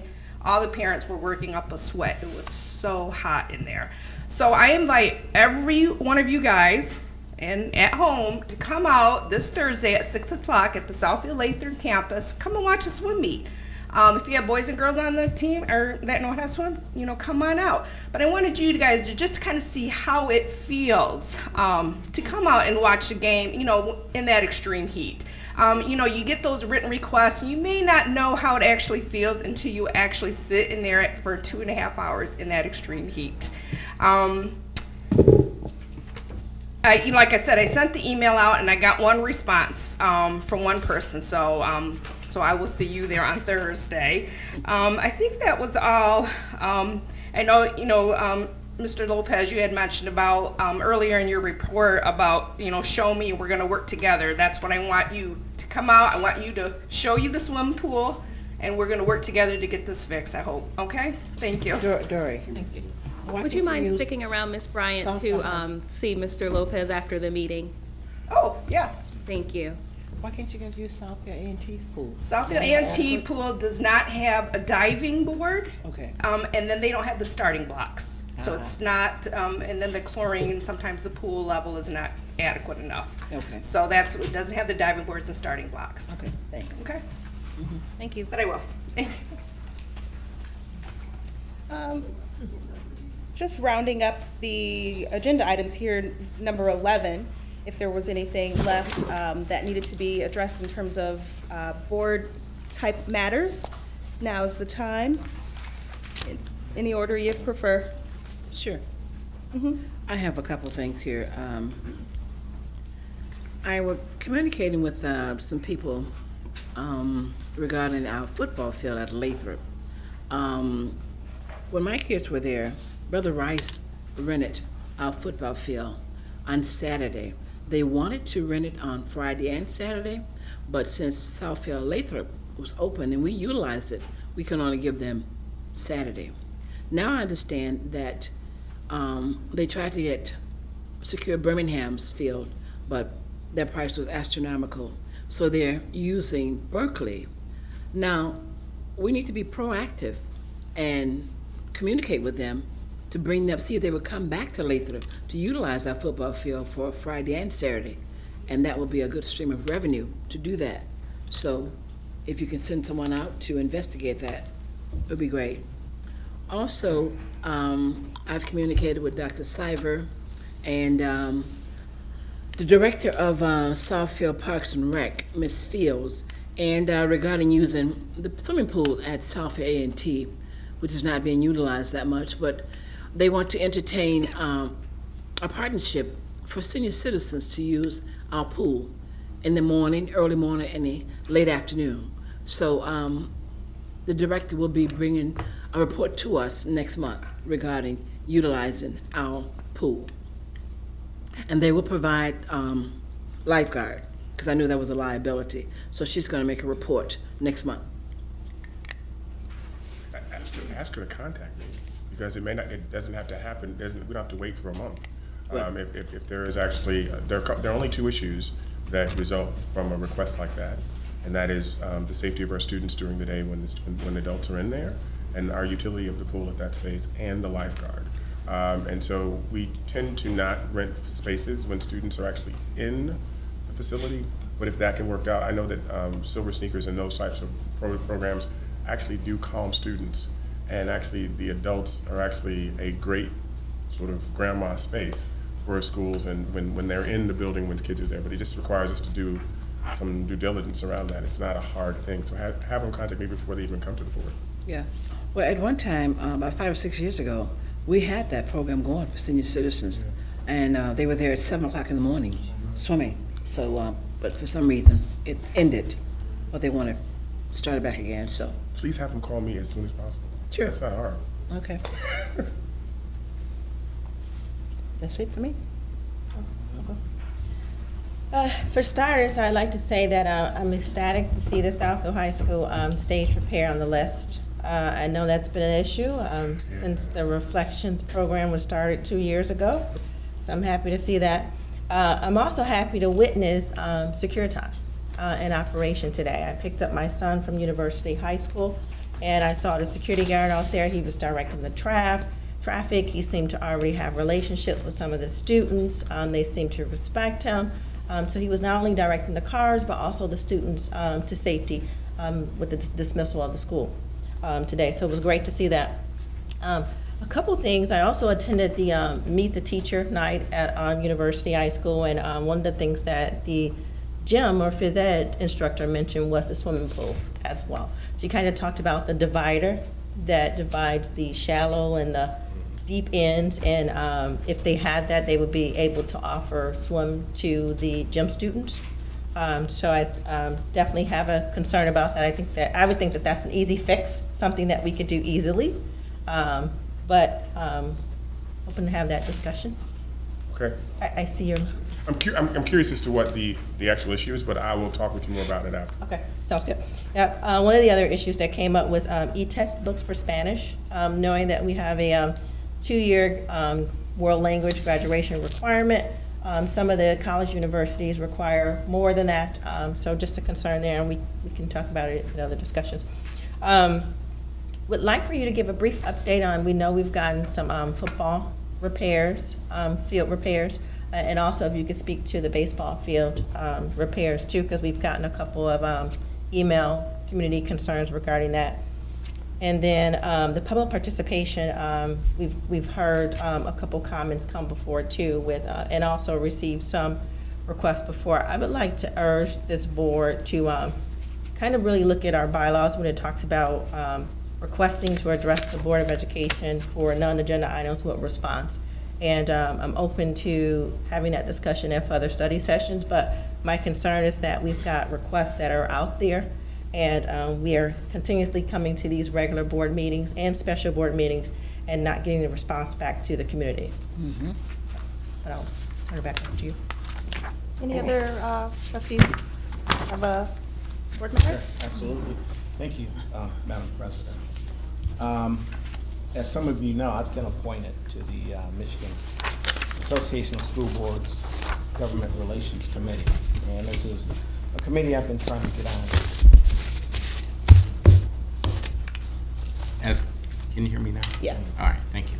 As most of you know, I've been recently appointed to the Michigan Association of School Boards Government Relations Committee, and their first meeting was Friday, September 8th.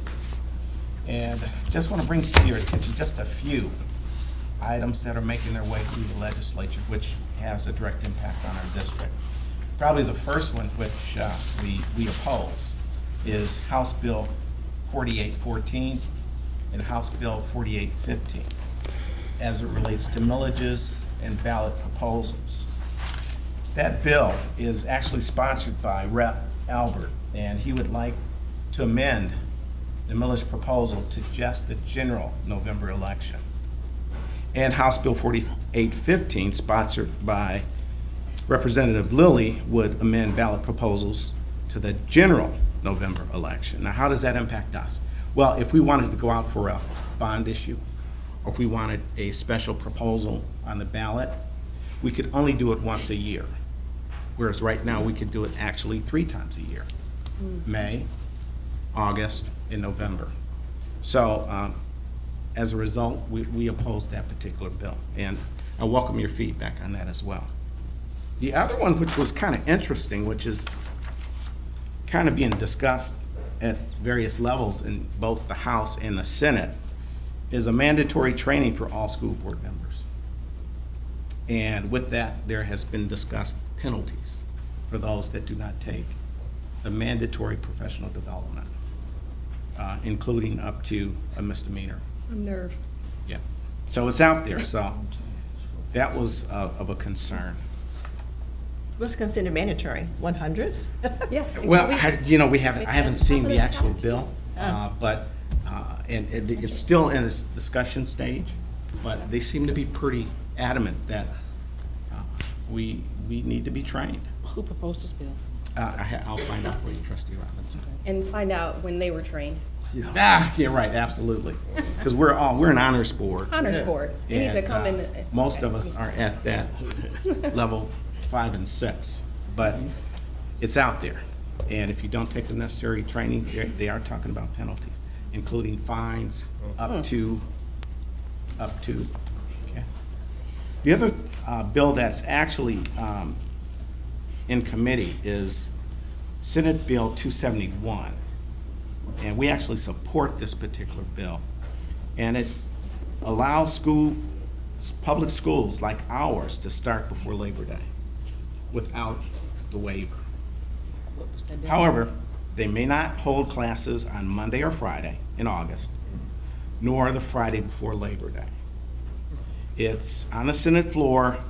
It's looking like it's going to get passed. Senate bill, what's the number again? Senate Bill 271. 271. SB 271. Okay. So give me your input, and that's just a few of things. There's a bill that will eliminate the shall, and in our world, shall means must, especially as it relates to expulsions. The only thing that we shall or must do as it relates to expulsions in this particular bill is guns. 3 inches is our discretion.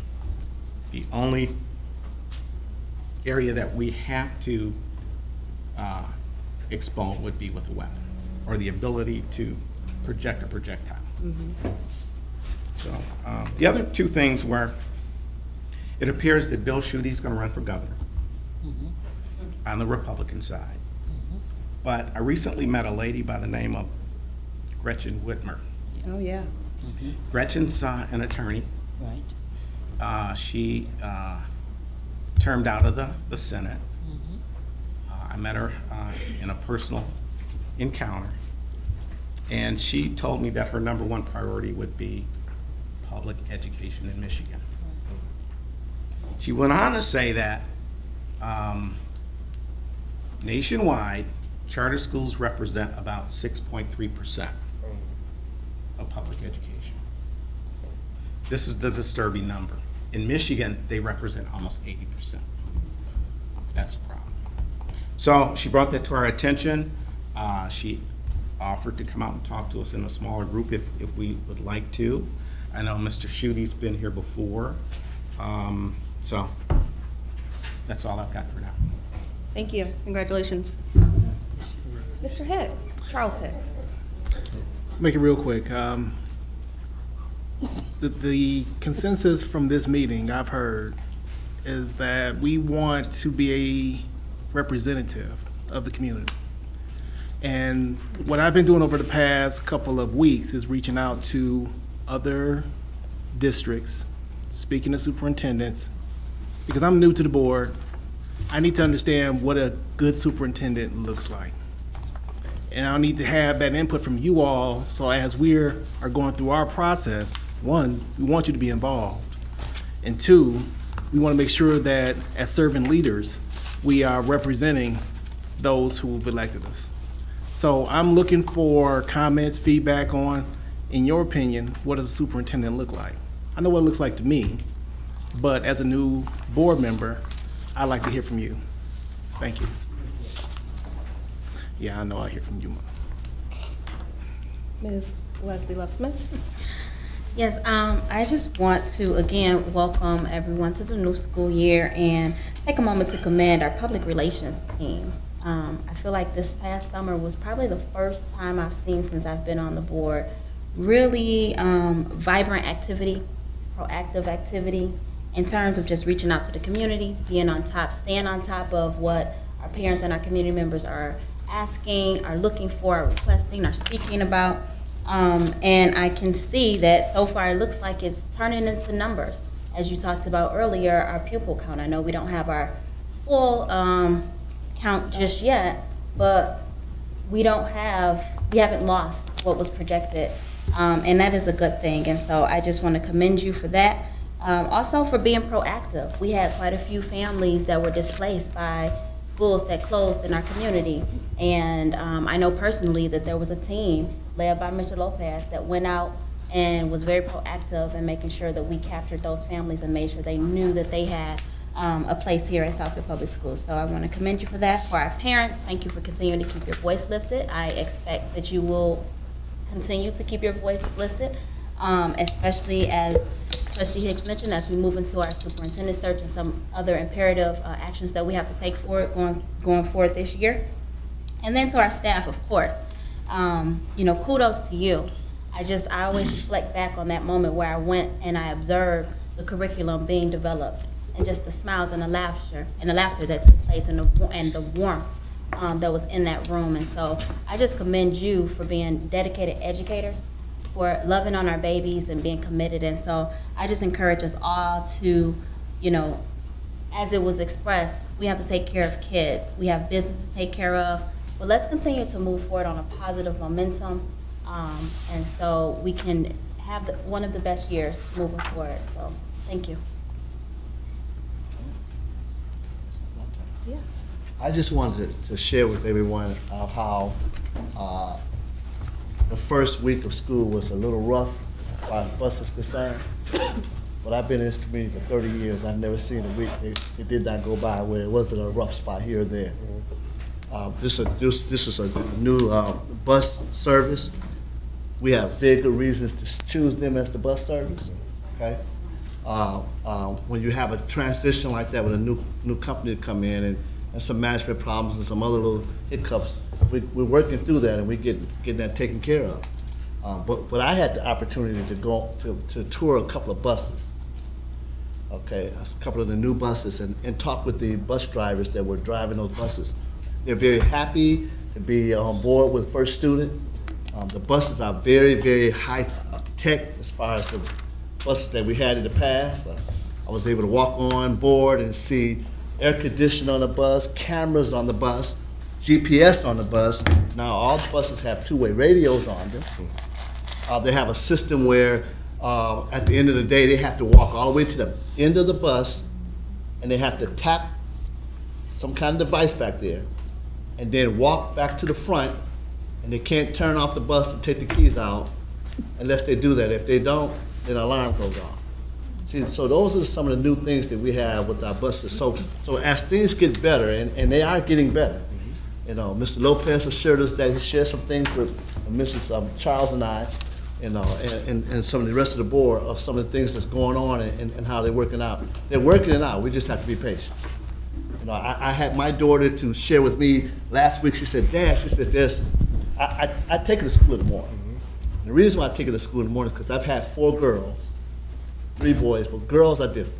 So I drive her to school, so I give her a chance. If she's in the bus, in the car, she can do whatever she's got to do, and I get her to school. But she comes back on the bus, and she says it's got seatbelts. So I told her, I said, put the seatbelt on. She said, I'm not putting the seatbelt on. I'm not going to be the only one putting the seatbelt. I'm not going to be the only one putting the seatbelt on. I said, what you got to do is, she said, Dad, please. I said, okay, you don't have to put the seatbelt. But I'm just telling you, they have those things on board of the buses that we did not have in the past. And so we just need to be patient and look forward to them getting better and being a great service to us. And that's all I have to say. All right. Couple quick things. Really like that hashtag HDPD. I made sure to write that down. I'll be thinking about that every last Wednesday of the month except December and June.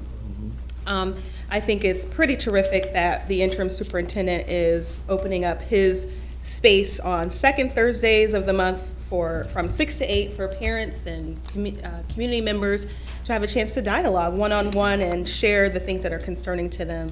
And then the last thing is just, you know, as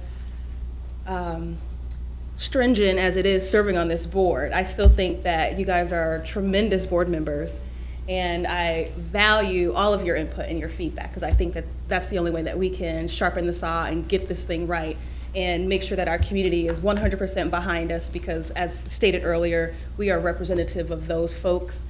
So I just want to encourage you guys to let's keep doing the good work and supporting the team that's appointed for this time. Nothing further for board matters. I believe the future meetings are the next portion of the agenda, which is Tuesday, September 26, 2017, 6 p.m. special board meeting study session. Wednesday, October 4th, 2017 at 6:30 p.m. is the MASB workshop. And then Tuesday, October 10th, 2017, our next regularly scheduled board meeting. This meeting of the Southfield Public Schools Board of Education is adjourned.